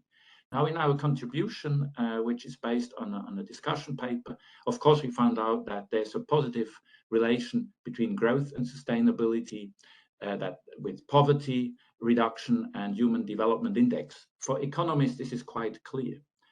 But we must be honest, we've also found out that trade is a necessary but not a sufficient condition for sustainability. We need more. And now together with Schmitz, with Wolfgang, we attended seminars in Alpbach with James Buchanan.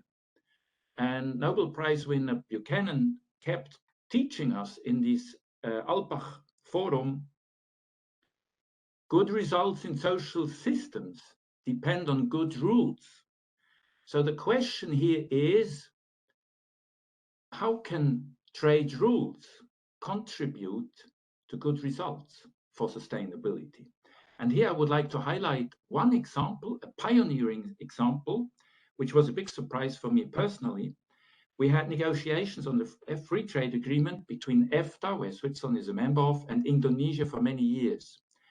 And just at the end of these trade negotiations, Indonesia agreed to a pioneering sustainability chapter.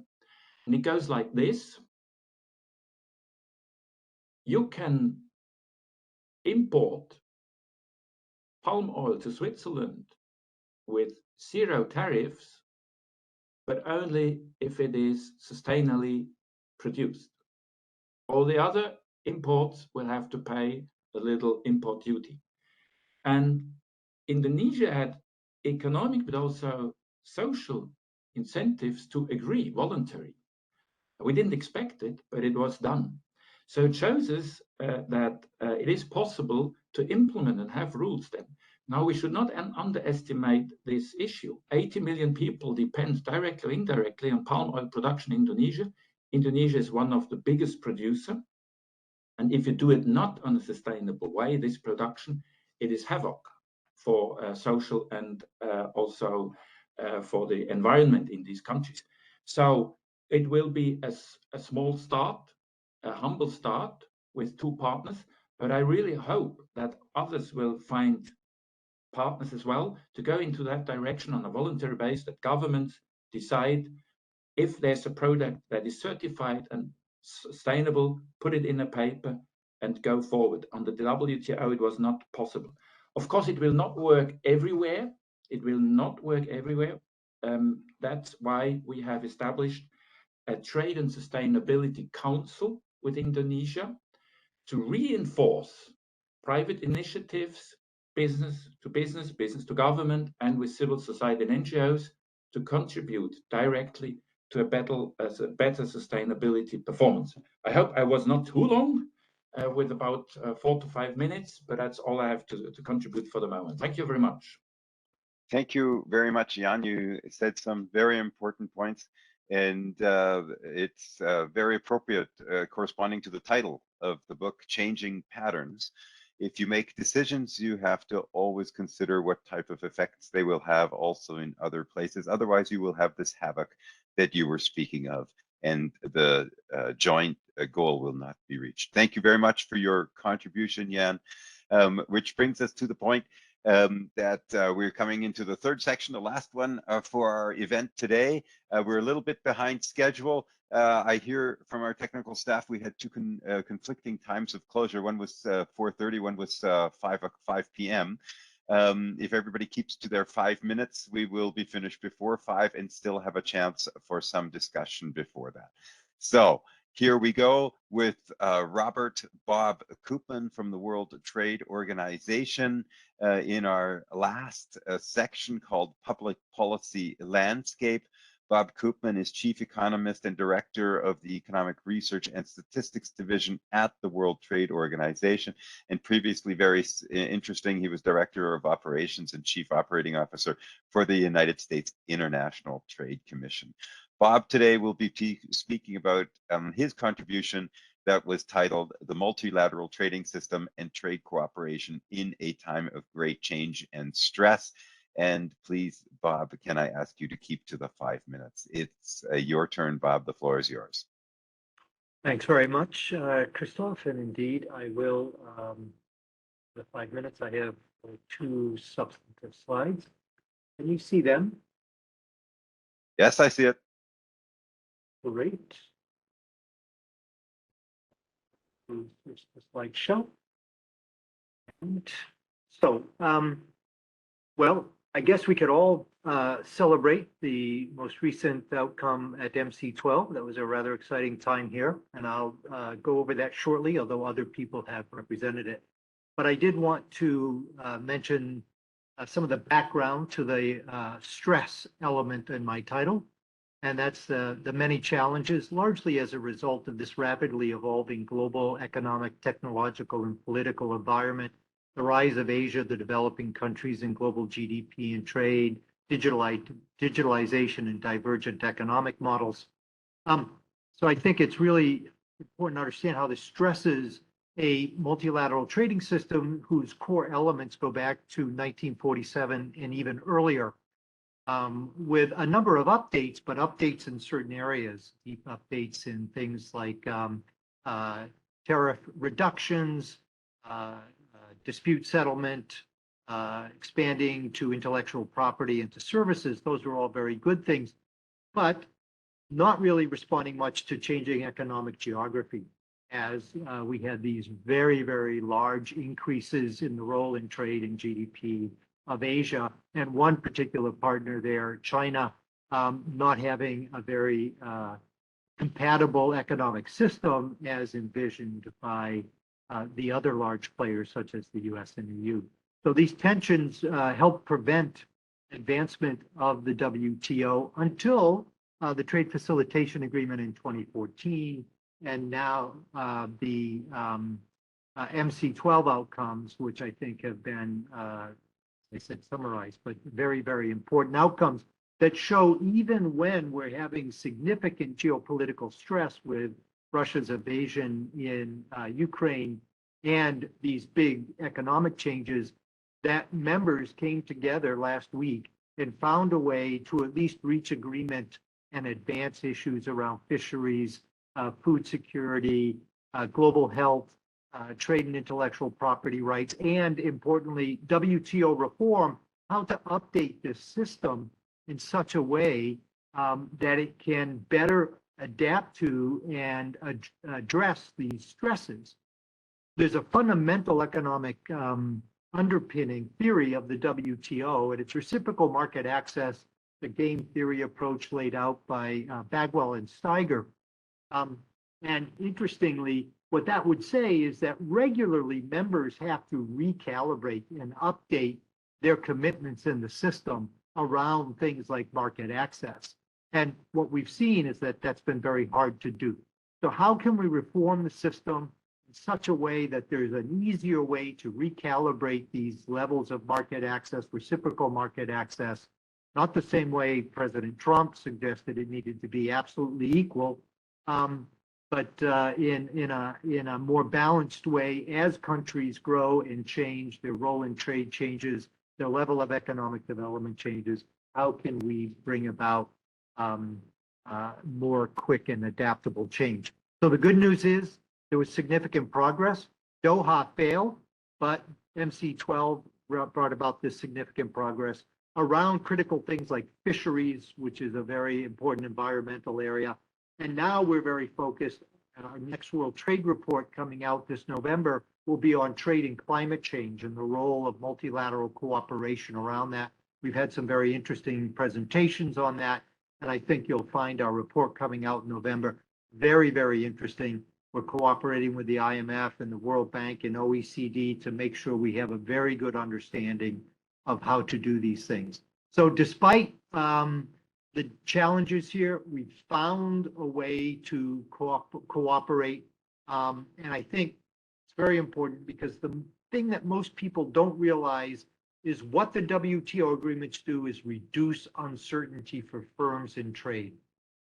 That reduction in uncertainty is essentially reducing trade costs, very similar to reducing tariffs, but tariffs are not necessarily the biggest source of trade costs. So reinforcing the WTO, building on this strong foundation that has survived the disruption from the Trump administration, from this geopolitical, geoeconomic changes, and now with the Russia and Ukraine war, I think is very, very important. Maintain, improve that certainty, reduce the uncertainty in any way that you can. And I'll stop there. Thanks, Christoph, and thanks to the organizers for letting me make this intervention. Thank you very much, Bob, and thank you for this positive contribution, and of course, your written contribution to our volume also. And just as you say, reduction in uncertainty and these successes, even if there are small successes, depending on your perspective, if you're involved, it's a big success, of course. But trust, it builds trust and confidence for actual and future cooperation, and that's exactly where we need to go in the world. Thank you very much for your contribution, Bob. That brings us to Matthias Diermeier from the IWE in Köln, in Cologne, in Germany. He's empirical economist there, specialized in economic policy and research. He works directly also with the director. That's Michael Hütte, is a good friend of mine. Nice to hear that. And Matthias has his academic roots in Switzerland, I have seen, and in France and Germany, so from all over Europe. And Matthias will be speaking to us about how current megatrends shape the patterns of international trade, capital flows, and technology diffusion. Matthias, your 5 minutes are starting now. very much for that kind introduction. If you would share my slide, then I would start my presentation. Great. I have to acknowledge that this is collaborative work with Michael Hüter, the director of the German Economic Institute, and together we have come a long way to describe the different layers of globalization. So we understand globalization as being more than just trade, as being increasingly exhausted. So after a period of intensified exchange of goods, services, and ideas, namely the post-Cold War era, where economic interests have tied together politically very distinct countries, where digitalization reduced communication costs tremendously and triggered an age of international value chains, basically, and a globalization of international value chains, and where demographic aging made migration from the global south to the global north a very attractive thing, has come to a halt, and it has come to a halt throughout the last years. And in our book chapter, we try to analyze how the different megatrends contributed to this exhaustion of globalization and what we expect how these megatrends will impact globalization in the age to come. So basically, the chapter picks up many loose ends that we have talked about and discussed already, starting with the great power competition that has turned into a systemic conflict, foremost between the West and China. Looking into or understanding comes Trump's decoupling rhetoric in this way, understanding increasing hostility, discriminatory trade and investment policies, or violation of property rights in this sense, and also understanding the Russian war in Ukraine as a preliminary endpoint that reveals potential effects of supply chain decoupling as it reduces trade through legal or private sanctions, how it makes investors pulling out their investments out of a country, or finally observing how a country is actually being cut off technologically. So great power competition harms trade, capital flows, and technology diffusion, and so does the pandemic, the second layer that we describe under under the buzzword deglobalization, as it also strengthens value chain, intends for value chain resilience and nearshoring, making sure that production sites are not too far off, and also making sure that production sites are not in a country that could implement extremely strict and economically harming lockdown policies, that make sure that investors will take more into account the quality of institutions for future investments, and will make sure that they are producing where they are actually be able to sell their goods, namely nearer, or you named it friendshoring beforehand, I think. The second megatrend that we analyze is digitalization, that basically we think has similar attitudes in terms of additive manufacturing that also trigger a re-evaluation of the trade-off between labor costs on the one hand, transportation costs on the other hand. If resulting in reshoring, this megatrend can also leave their mark on global capital flows, and most probably will revive a discussion on too low investment in the global south. We all know the famous Feldstein-Horioka puzzle that we believe could be revived from additive manufacturing. On the other hand, the one more minute, Matthias. Platformization might reverse this trend. Decentralized networks that scale capital internationally are very likely to be strengthened against state hierarchies. The decarbonization is very interesting because Intentionally, it intends to induce trade diversion effects, foster trades with low CO2 emissions. We talked about CBAM before, but we haven't talked yet about the political intentions to steer capital markets into this direction, namely through ESG.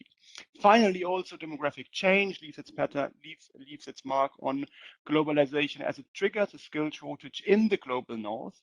However, the economic hunger for skilled migration, we see it everywhere, is met with increasing hostilities in societies, reflecting in the rise not only of the populist radical right, but also of different layers of parties.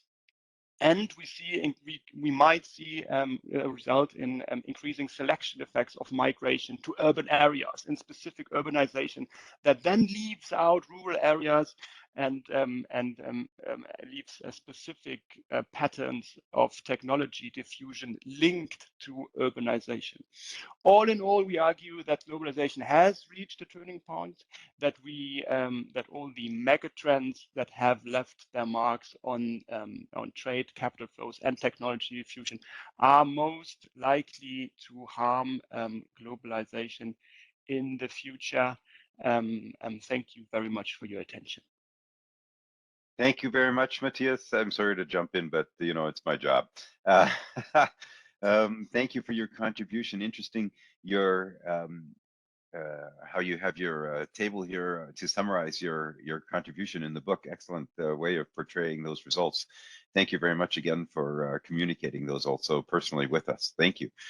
We will go directly to Tim Kaiser from the European Commission representation in Austria. He's consultant for economic policy coordination.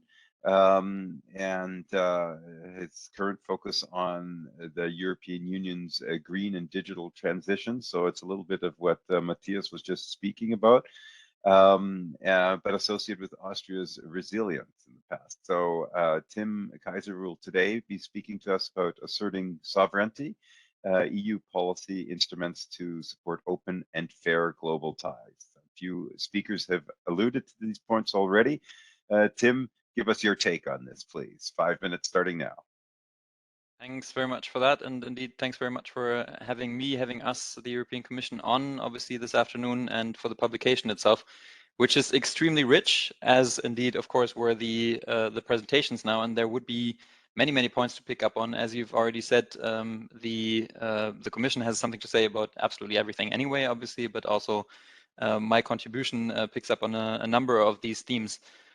Also, kudos to all the participants that are still paying attention to us this afternoon. I found it extremely rich, as I said, and I think there's much to get to. Also sad, of course, that we're not able to meet physically in person, since that would give rise to many more such conversations. But at the same time, we'll have to content ourselves with the fact that we're avoiding international travel and thus putting our money where our mouth is and being sustainable.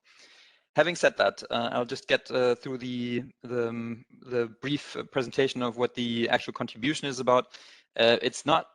The tack is somewhat different, let's say, from what many of the participants have talked about, even though the themes are connected, of course, in that I'm presenting many of the relevant tools here. So there's just 2 slides, the first of which is the one that you're looking at now, where I'm explaining that the themes of resilience and foresight are picked up from the beginning of the term of the current President of the European Commission, Ursula von der Leyen, from 2019. And in fact, I was hoping to be able to present on the strategic foresight report itself for this year, but that unfortunately now is inversely to the initial planning, only due out next week now. What I've copied here now, and I'm not going to be going through it, you'll be happy to know, are the 10 actions that were pointed out in the strategic foresight report last year. So you'll see at the very top of the list, ensuring sustainable and resilient health and food systems, and you'll also find in there, of course, raw materials, which is what the rest of this slide is about, because the green and the digital transformation refers in large part to one of our core businesses these days, which is the Recovery and Resilience Facility. That is into the green and digital transformation in particular. It also tackles competitiveness and social cohesion. In some member states more than others. So in Austria in particular, it's overperforming plan that is the national plan is overperforming on the green aspect in particular. But important to point out that the title refers initially to, of course, the recovery from the economic and social impact that the COVID crisis initially had, but is now turning much more to the resilience aspect of this. And that's also where it ties in with the Foresight report. Just briefly going to go into also the Repower EU plan that the European Commission has just presented. Thinking on that started straight away after the murderous invasion by Russia of Ukraine on the 24th of February. So first thoughts were presented in March already, and it's now been presented on the 18th of May, a month ago, as a fully fledged plan with a distinction between the short term and the long term in terms of an initial aim to diversify away from Russian fossil fuels, but with the longer term aim, of course, to phase out dependencies on one particular murderous regime in this case, but of course also with a view to being able to alleviate such dependencies in future, and in particular to generate renewable energies. As I was saying, I mean, a number of these themes have been picked up on. It'd be great to be able to go into all that, but since time doesn't exactly allow for that, I'll be switching over to my second and last slide, just going into the trade policy. Now, Ms. Taschrona, thanks. Ms. Taschrona already recapped the recent developments in EU trade policy, so I don't actually have to explain all of these. Just to point out the very last of these, maybe, the open, sustainable, and assertive trade policies that the Commission has formulated last year was gone into, of course, in the last version of this publication already. So that is just by way of recalling. But what fits excellently just after the WTO agreement that the previous speaker was referring to is also this past Wednesday's communication on trade and sustainable development, TSD in the parlance, which is where the European Commission is formulating, and this is the communication, formulating the approach to precisely sustainable chapters, TSD provisions in its trade agreements. So material breaches, very specifically of the Paris Climate Agreement and ILO fundamental labor principles, will be applicable for trade sanctions, basically. So that's just in a nutshell. I'll leave it at that in order to keep to the time limit. Thanks very much. Excellent, Tim. Excellent, Tim. Thank you very much. Thank you for your contribution in these aspects. And you're right. I like the ties to our first section in the book with respect to what you've now documented. And it will be good. Maybe we'll have a couple of minutes for discussion, but it's something that we can follow up on. And that is the consistency. Like you said, in the strategic foresight report, you have 10 actions, and you have some where it's talking about first mover global position and things like that, and other ones that are talking more local resiliency, and the consistency between those has to be understood by everyone, and that trade is imperative to reaching all of the goals, all of these. Thank you very much for your contribution, as I said. Now we come to a combined product from Sofia Kluge, from the AHK Serbia, Olga van Zvereden, sorry if I'm pronouncing those not very well, correct me when you're on, from the DIHK, and Branmar Jovanovic from the WEEW in Vienna. They will be speaking about nearshoring perspectives in the post-pandemic world and the implications for the West Balkans. Sofia Kluge is director of Most Europe. She has a master's degree in sociology of education and Southeastern European studies. She really has been very focused on this area of Europe and the civil society organizations in these areas. Olga is a project manager at the DIHK and is experienced on national and EU international topics covering the public and the private sector. That's very important. It's what Stefan Schleicher was also talking about.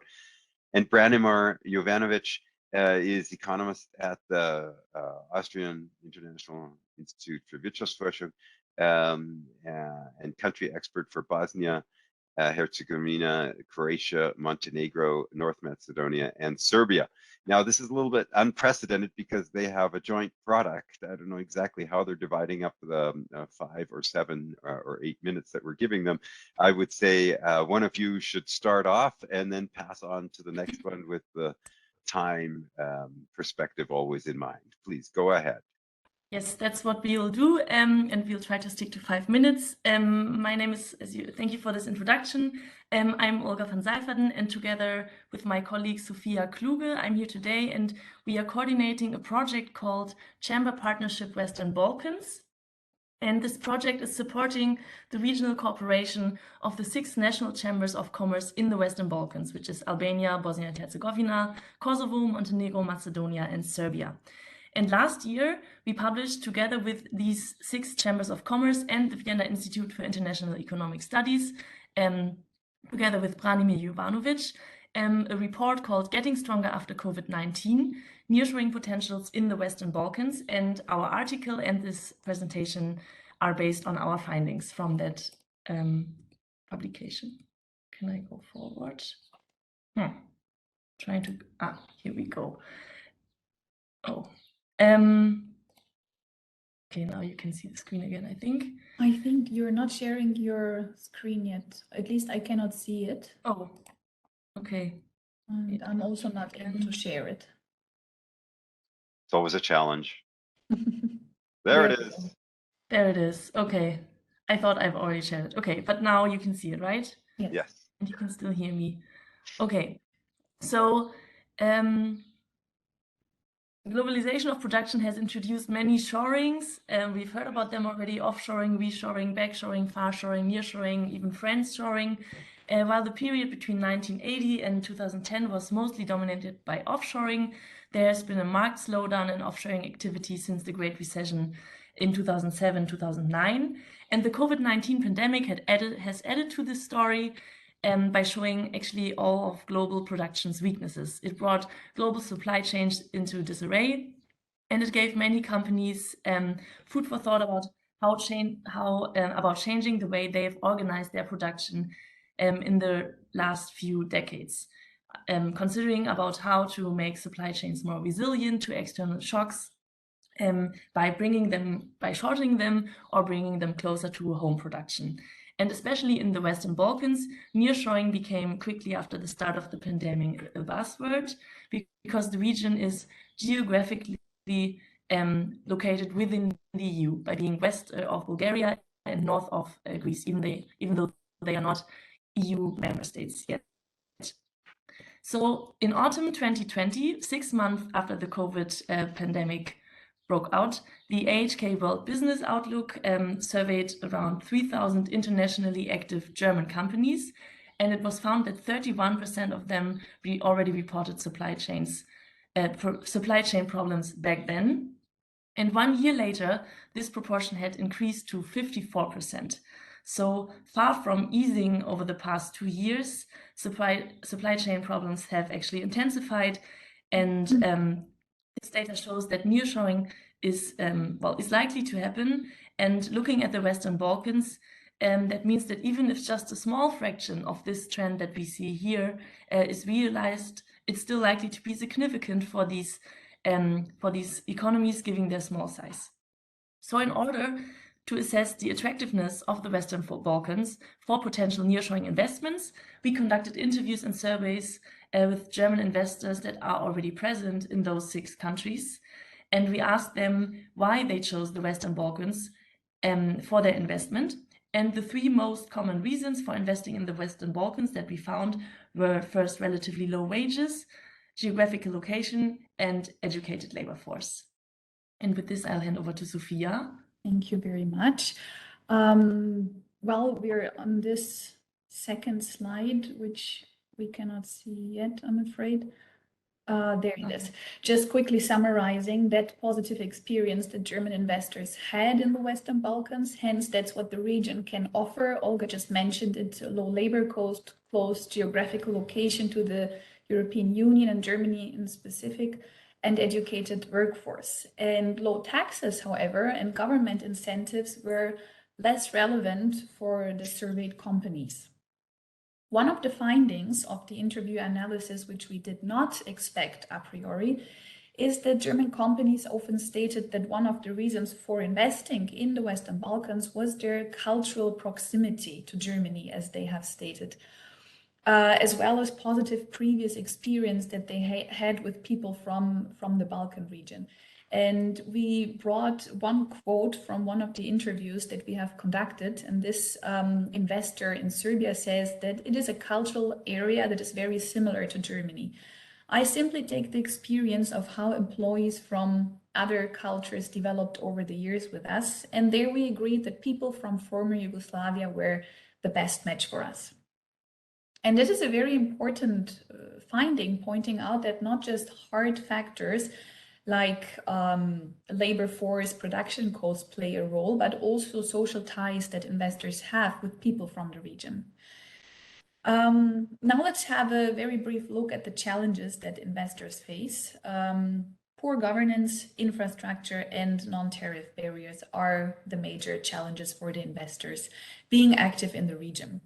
And now you might be irritated by the fact that educated workforce was mentioned as one of the main reasons for investing in the region. And now it is mentioned here as one of the major challenges. And the explanation is that investors had the expectation to work with highly educated workforce, while in reality, they do not live up to the expectations. And investing in extra training and upskilling is often necessary. Plus, brain drain drained out the country or the region of those people who actually are highly educated. So our conclusions are that nearshoring is likely to increase after the COVID-19 pandemic, that the Western Balkans are the natural choice for nearshoring for EU companies, but that the region has also its downsides. And to benefit fully from the nearshoring trends, the Western Balkans economies need to maximize their strengths and minimize their weaknesses. The green transition offers a big opportunity for the Western Balkans as well, and governments should consider nearshoring policies such as innovation and industrial policy for reshoring. Thank you very much. Thank you very much, Sophia and Olga. Very valuable contribution from my perspective for two reasons. One is that we have a very specific geographical case, which I can see many principles that we can apply perhaps to also other areas. Thank you very much for that. We have a contribution coming up from William Reinsch. I don't know if we can call him Bill, but William will be speaking about China. And as far as I know, there's been some investments from China in this area. And it's part of the Seidenstraße, the Belt and Road Initiative. So this may be an aspect that we may want to look at in more depth in the future or in the discussion. Thank you very much for your contribution, and thanks also to your co-author from the WIW, Branimar. Now we'll go to William Reinsch, and he is from the Center for Strategic and International Studies. He's got the Scholl Chair in International Business there, and was very interesting to see that William has served for 15 years as president of the National Foreign Trade Council. William will give us, and now we have, we saw the West Balkan example. Now we will be talking about China, and then we will be talking about the US. So 5 minutes on China as best customer and biggest threat, trade policy in the Biden era, pardon me. William Reinsch, please, the floor is yours. I hope I pronounced your name correctly, but probably not. Oh, yes, thank you very much. And I have to say, it's always refreshing to speak to a group of people who know how to pronounce my name correctly. And in Germany and Austria, it's never a problem. Here it's different, but I'm pleased to be with you all. I have no slides. This is more of a political presentation. But it is exactly about the threat and customer issue. As China began to open up economically in the 90s, late 80s and 90s, threat perceptions, at least in the United States, began to change, and the number of policy influencers who perceived China as an existential threat began to grow. Russia's invasion of Ukraine has brought our attention back to Europe, but the message from Congress and from the American public continues to be that the most important long-term threat the United States faces is China. The Trump administration's failures with respect to China have left the Biden administration with a pothole-strewn landscape. A phase one agreement that fell short of fulfillment, a phase two negotiation that never began, US tariffs and retaliatory Chinese tariffs hanging over both economies, causing a lot of collateral damage, a range of aggressive Chinese actions in other areas, and a growing expression of Chinese triumphalism, arguing to the rest of the world that democracy is an inferior political system, and that their approach, both economically and politically, works better than ours, and expanding Chinese investment and physical presence around the world to add weight to those arguments. The US administration approaches this problem with the metaphor of the marathon. If you're in a race, there's only two ways to win, run faster or trip the other guy. The latter strategy is not permitted in foot races, but it is acceptable in international politics, and the US is pursuing both strategies. The administration has developed the running faster part via a variety of initiatives, mostly embodied in what's called the CHIPS Act and other innovation supporting measures that are pending in Congress, while industrial policy measures, and that's what these are, have historically been controversial in the United States. Linking them to national security, in this case, has produced broad support, and I expect those to become law later this year. As far as the other part of the strategy is concerned, the president has little room to maneuver. Public opinion about China is strongly negative. Both parties in Congress urge a hard line, and his political opponents accuse him of being soft on China and undermining our security. The business community has largely dropped out of the debate and thereby has ceded the field, the public debate field, to China hardliners. Right now, neither country appears interested in serious negotiations. The Chinese, because they know what our demands will be, which will be the same ones that Trump made, and they know that they'll reject them again.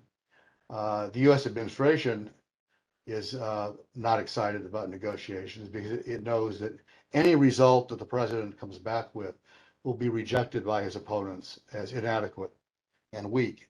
In other words, this is a negotiation for the United States. It's kind of a lose-lose scenario. Instead, I think what we are likely to see is the gradual removal of many of the tariffs that are in place, but keeping them on items that benefit from Chinese subsidies or other unfair actions. That would mean, among other things, steel, aluminum, semiconductors, and other information and communication technology items. The justification for doing that will be that we're fighting inflation, even though the studies that have been done in this country suggest that the impact on inflation will be relatively small, but that will be the justification for the action. More important, I think you will see that we will maintain and probably expand controls on technology transfer to China, both exports and investment, acting in tandem with our allies, as we have done in the case of Ukraine. With respect to the business community in particular, when I ran the National Foreign Trade Council, which you mentioned, I represented large multinational companies. And what I learned from them was that they were all in China, they were all profitable, and they were all unhappy. Their dilemma then and now is that China is simultaneously their best customer and their biggest threat. They need the market, but see the competition train coming down the track toward them. And I think in that regard, China's intentions are clear. Look at their monograph, Made in China 2025. Look at the 13th five-year plan. Look at the 14th five-year plan. Their goal is to develop global champions in a range of critical technologies and establish global leadership through means both legal and illegal. Since the US is currently the leader in many of those technologies, their ambitions come at our expense. But while the government in this dilemma sees the greatest threat, business continues to see the best customer. And the business dilemma is whether to sacrifice long-term competitiveness in the interest of obtaining short-term profit. In the United States, Wall Street's emphasis on quarterly earnings and share price push them in the direction of the latter, even if it's not in their long-term interest. The business-government divide that I've described, I think, leads us in two directions in the United States. First, we will see more decoupling as U.S. companies individually, not collectively, reassess the political risk of doing business in China and the economic risk of doing business in China. The breadth and pace of that will depend on individual companies' business models and the extent of their existing investment in China. But I think the trend is clear, not short term, not immediately, but I think 20 years from now, U.S. supply chains will look very different than they look right now. The reality is that even though both governments deny it, both governments are essentially forcing their companies to choose between the two countries. And that's not going to change. The Chinese are doing that to their own companies. They're doing that to American companies that are operated in China. Second, and finally, we are learning that the real arena of competition in economic terms between the U.S. and China lies in third markets. China will not treat foreign companies fairly in China, and we can do the same thing to them if we want to here in the United States.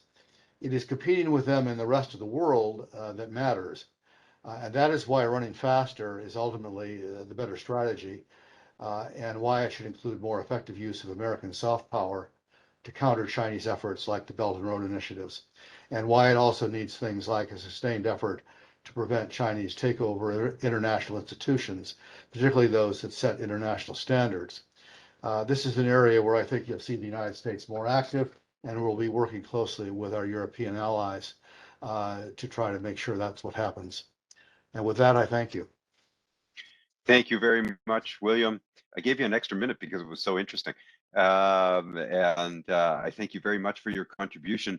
Politics always seems to find some justification for one thing or another, but you have painted a picture of a sort of what a few of the speakers have spoken of before, a changing pattern in the globalization, but not necessarily less. It's the reduction of the oligopolization of globalization as we had it, the few major powers basically.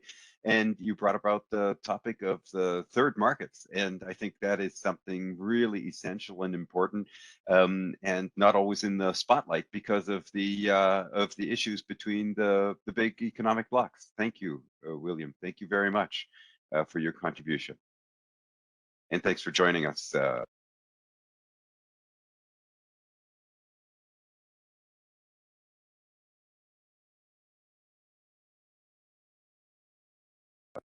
Now that we've heard from William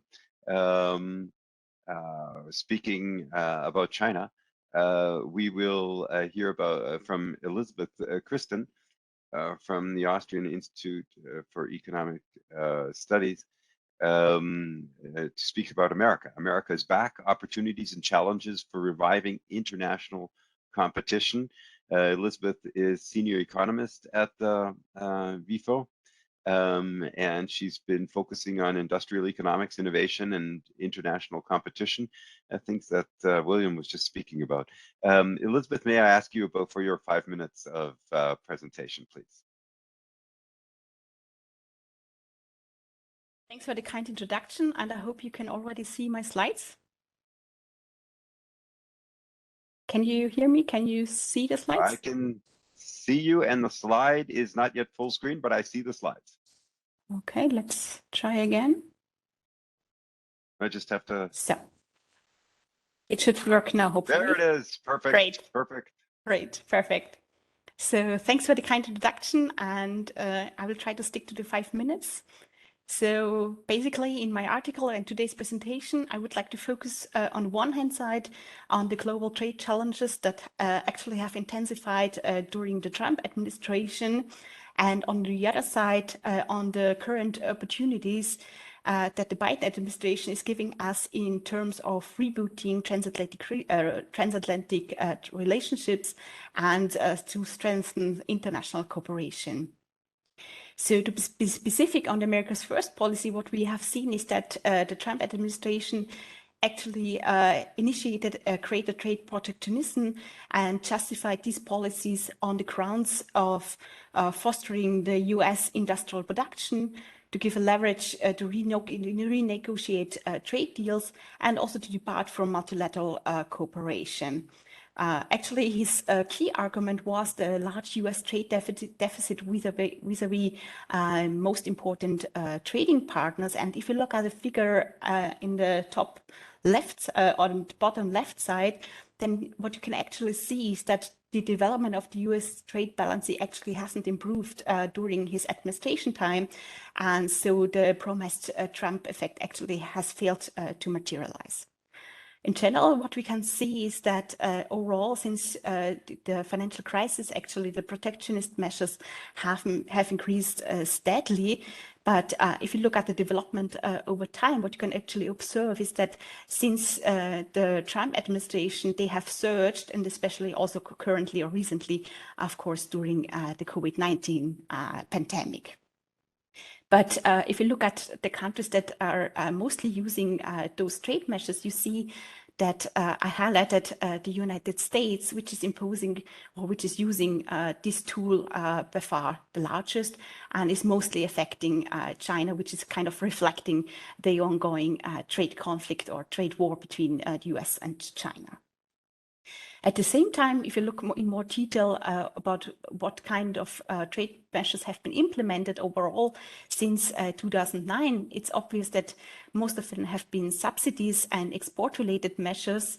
So they account for more than 60% or roughly 60% of all the trade measures, followed by contingent trade protective measures, while tariff measures actually only account for roughly 11% of all the measures.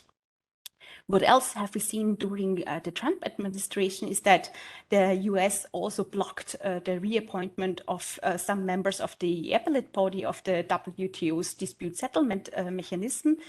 And this actually led that this kind of mechanism does not work at the moment at all. At the same time, I have to highlight that the US is by far the biggest users of the WTO dispute settlement mechanism. So it's kind of actually a kind of very ambiguous figure or a scene that we can observe here. So let me turn to my second point of the article, namely kind of the window, the 4 years window of opportunity with Biden's victory. And his kind of America is back policy that actually brought the United States back to the global stage. 1 more minute, Elizabeth. Okay. Sorry. Actually, there is kind of an opportunity to revive international cooperation and especially to reboot the transatlantic cooperation. But of course, the challenges are still there. So there are ongoing trade tensions. Some of them have been resolved recently. There are also pressing global challenges. Well, we all know the COVID pandemic, but also the climate change issues. And here the US follows actually same ambitious aims as the European Union. And of course, domestic affairs that needs to be solved. So to be specific, actually, there's kind of a chance for the EU and the US to somehow revive their transatlantic cooperation and to also find common interests to tackle ongoing geopolitical and geoeconomic challenges, especially when looking at China, but also, of course, recently looking at the Russian war in the Ukraine. And I only want to mention 2 points. So there has been signs for rebooting the transatlantic relationship by removing trade disputes and by launching the US-EU Trade and Technology Council. And there's also an opportunity or some chance that needs to be used in terms of climate change, as both nations or both sides of the Atlantic actually have to overcome the same challenges and also transitions or disruptions in terms of green transitions. They actually should cooperate on climate change policy, also in terms of fostering the climate club idea, so that the climate ambition globally can be used as a springboard for multilateral cooperation that might also feeds back into the WTO and the possible reform of the WTO. And to be on time, I actually want to conclude here. Thanks. Thank you, Elizabeth. Thank you also for considering the time so well. But what you've done is you've documented so well reality, but given us a light at the end of the tunnel. and that is even more important. Thank you very much. And that way I am happy because I see Lisandro's picture up in my top left corner. And that means he's still with us from the IMF, Lisandro Abrego. Lisandro is director at the IMF of the CAPTEC DR Regional Technical Assistance Center for Central America, Panama, and the Dominican Republic. Works on trade liberalization, investment, welfare, and regional trade agreements. And Lisandro will talk to us about the very important topic of Africa and the African Continental Free Trade Agreement. Thank you for staying with us and for your patience. Lisandro, the floor is yours. Sure, thank you, Crystal. Can you see my presentation? I can see your presentation. Excellent. So I'm going to speak about the African Continental Free Trade Agreement. I have a few slides here. This is a very ambitious trade agreement that was signed back in 2018. It has been ratified by the minimum required countries already, and it's in place. It's actually started being implemented in May 2019, at least the first phase. There are two phases to it. One, which entails the liberalization in goods and services and establishes a mechanism for dispute settlement. That phase came into place in May 2019.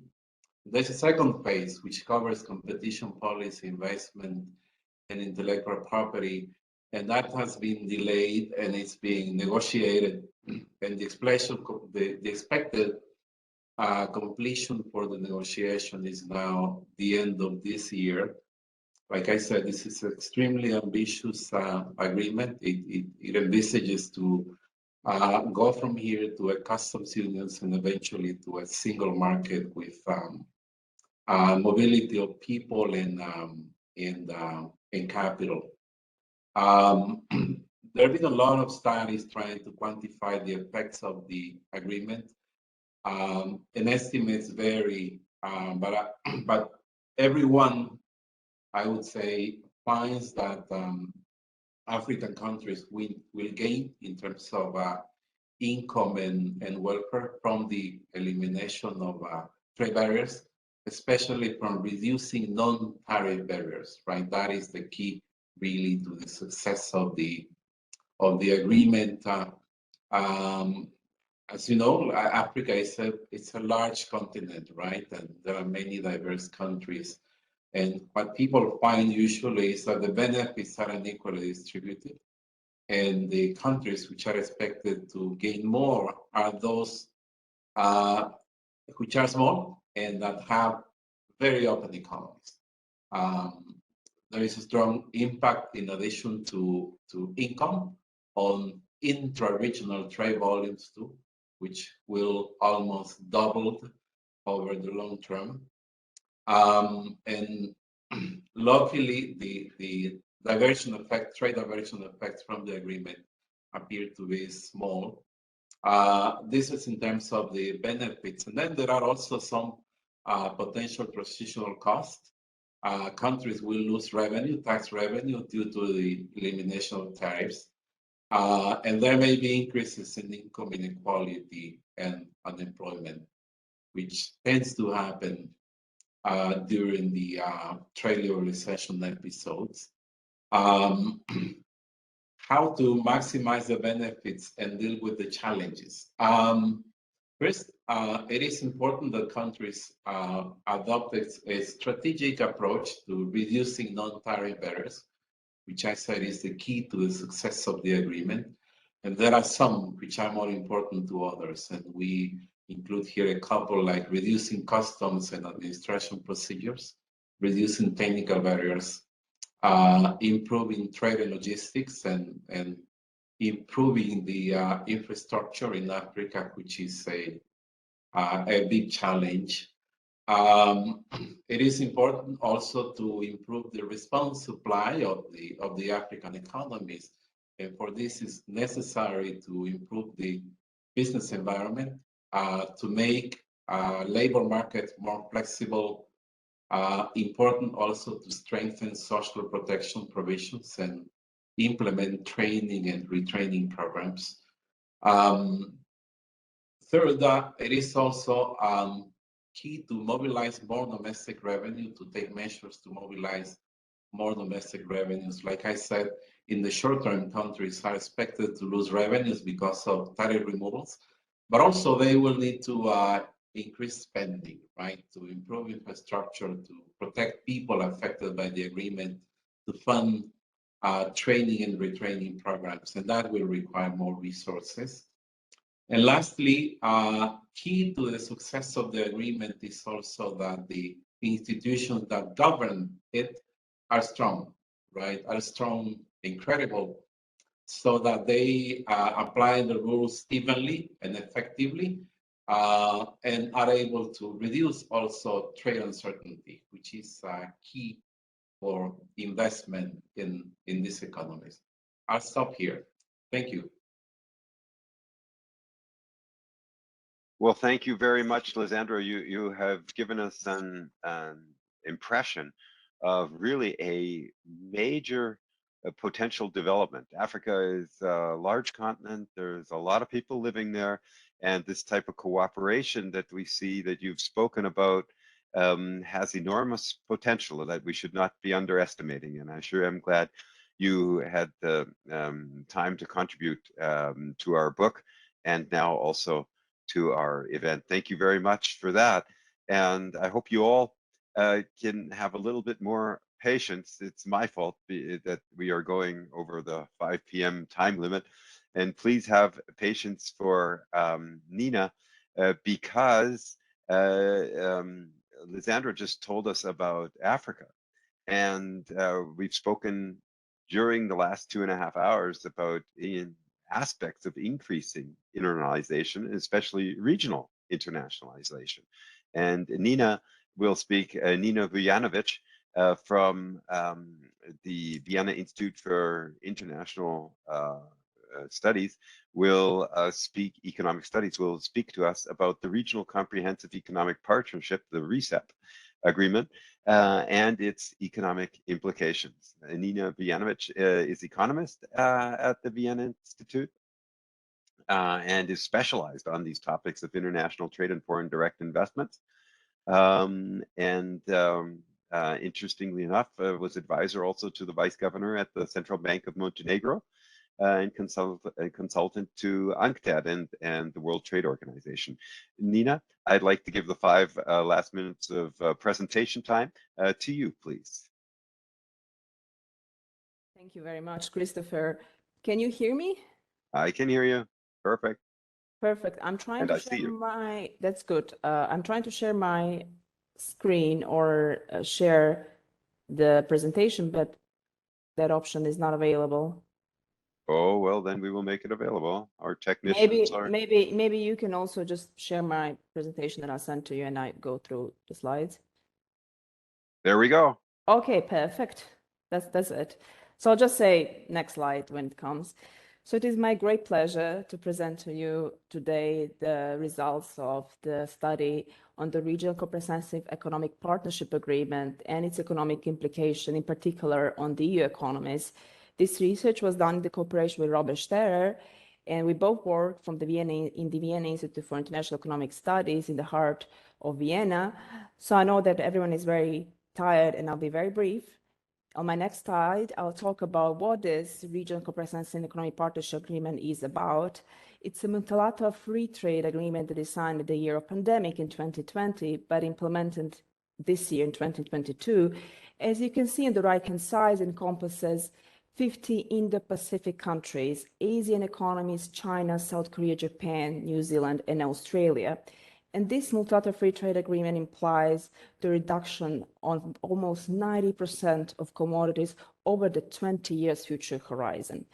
Since this trade agreement, it's a mega trade agreement because it accounts for it encompasses countries that account for 30% of the global population, about 30% of the global GDP, and about just as much, or 30% of the global trade. So it represents the biggest trade bloc formed in history. However, it encompasses countries that are very different in terms of size. Of course, China being the biggest one and taking about 60% of the GDP of the RCEP. They also differ in economic development, Asian economies being a little bit more lagging behind, and also differ in terms of trade policy and current trade structure. Of course, RCEP has some overlaps with other trade agreements. It in first encompasses the economies that belong to Asian agreement. There is also a large overlap with CPTPP agreement. So on the next slide, I'll talk shortly about what are the trade and economic implications of the RCEP agreement on the European economy. And if you can see, I hope you can see the next slide because currently I can't see it. Okay, here it is. So on this table, I show you what is the trade relation between the EU and the RCEP economy as of 2019, the year of pre-pandemic, and in 2000 from. So you can see import share of the RCEP countries in the EU from 2000 to 2019 have increased by 4.2 percentage point. They were 10.4, and in 2019 they were 4.6.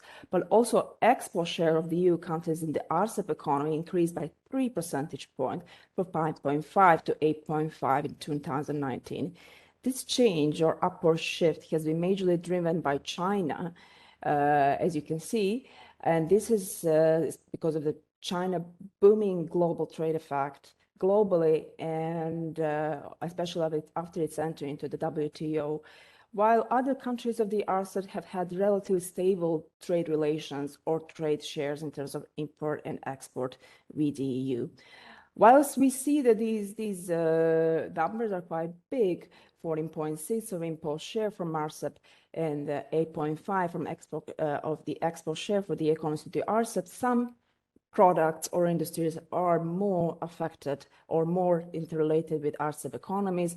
On the lower left end, you see basically the import and export share in terms of some high-tech products, and we see that 30% of computer, electronic, optical products, for instance, are sourced for RCEP economies, but there's about 15% of other high-tech goods, which I listed here, are exported from the EU to our RCEP economy. So this there are high trade relation and potential effects on these industries that are driving the growth in the future.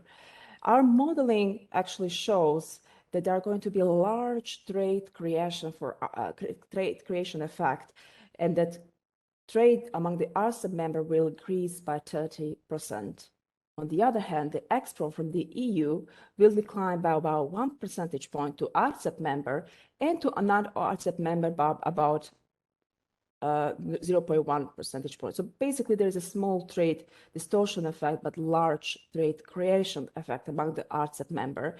So basically this means in the future we'll see most likely the shift of the global trade gravity away from the Western trade sphere more toward the Asia, which means that in geopolitical economic sense, Asia will get the attention. And of course, this implies the great importance of the WTO in strengthening the multilateral trade policy, since the model shows that there will be a slight negative effect on the trade between EU and RCEP members. This also has large importance for foreign direct investment in this region, in particular, export platform and beyond, and efficiency research seeking foreign direct investment. So that's all. I hope I'm on time. Thank you very much. Absolutely, Nina. Thank you very, very much. You have shown us exactly what, and more specifically, what others have alluded to only, and that is that trade among members of these regional agreements will actually increase substantially. Interestingly, and let's leave the jury out on that one, how the different, and that will be a function of international trade policy, and perhaps partially also the WTO successes, how a trade between the blocs will change. But it comes back to our main topic, and that is these changing patterns of globalization, and as we call it in the book, reglobalization. I think one of the most telling points in the book is a subchapter as of page 199 that says free trade is not dead. Now, what we would normally do is close our workshop here at 5 p.m. Because we are actually now 12 minutes over the workshop ending time.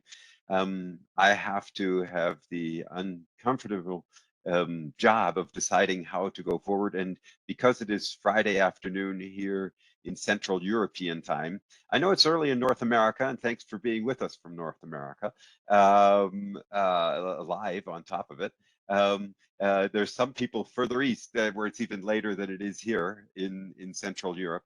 I would like to offer those of you who would like to chat or to have questions for each other, please send them to us by email, or if you'd like to connect up to someone who you do not yet know and you'd rather do it via the event management or us, one of the organizations or publishers of the book, then please do so. We would love to connect you. I will now take the responsibility, first of all, for going over time, and I'm sorry to all of you. And I'm sorry because mainly you had such excellent contributions that I would have loved to discuss with each and every one of them. My advantage was as moderator, I listened to each one very in great detail and made lots of notes so I can come back to each one of you. And so the first thing I'd like to do towards the end now is thank all of you authors for contributing to our excellent publication. All your names are in there, and I'm so proud of this publication because we have such excellent authors. Thank you very much for that, and I hope you have entered a special club. This publication is a special publication.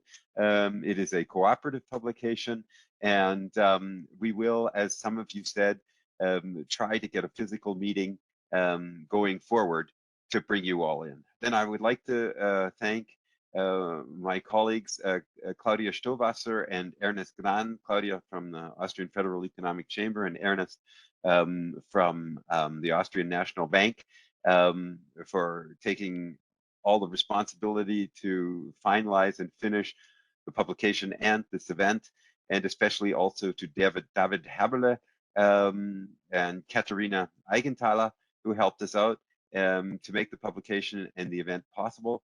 Also to the Fakultas Verlag and especially Karina Glitzer and Swerf for co-hosting our event for today. I want to thank you all for participating. Please don't be too angry with me for closing our event now in late afternoon. And as I said, I hope we will stay in touch with all of you. You will hear from us because we've put the publication online, and we'll send you an email and there'll be a link to that, and you can respond to this email and any questions you have, and if you have them to us or other speakers or authors, then please do not hesitate to get back to us. In the meantime, as we've heard, we've had such major challenges, but as we heard in so many of the speakers, there's always this light at the end of the tunnel, as I said once, and there's so many positive aspects that we can look forward to in the future, despite the enormous challenges that we are facing. And I'm just happy to have people like you on board that are analyzing these developments, because that's what we need. As we spoke, I think it was with William, that politics always finds a way to justify something. So it's better if they have some fact-based information. And that is exactly what we're providing and what you are providing with your contributions. And that is in our book. Thank you very much for that. Thanks for joining us this afternoon, this Friday afternoon. And stay in this special club. We will stay in touch with you. It's been a real pleasure for me to be host for this event. Thanks to the governor and to our vice president from the Austrian Federal Economic Chamber. You see at what level this activity is at. It's really at the very top level here in Austria, and it has a high relevance. I want to, again, my gratitude to all of you. I wish you good health, take good care of yourselves, and and stay in our club, and we'll be in touch in future. Have a very good afternoon and a nice weekend. Thanks again for being with us this afternoon. Bye to all. Thanks, Christoph. Thank Bye-bye. you. Bye-bye. Thank you. Bye. Bye-bye. Bye. Thank you.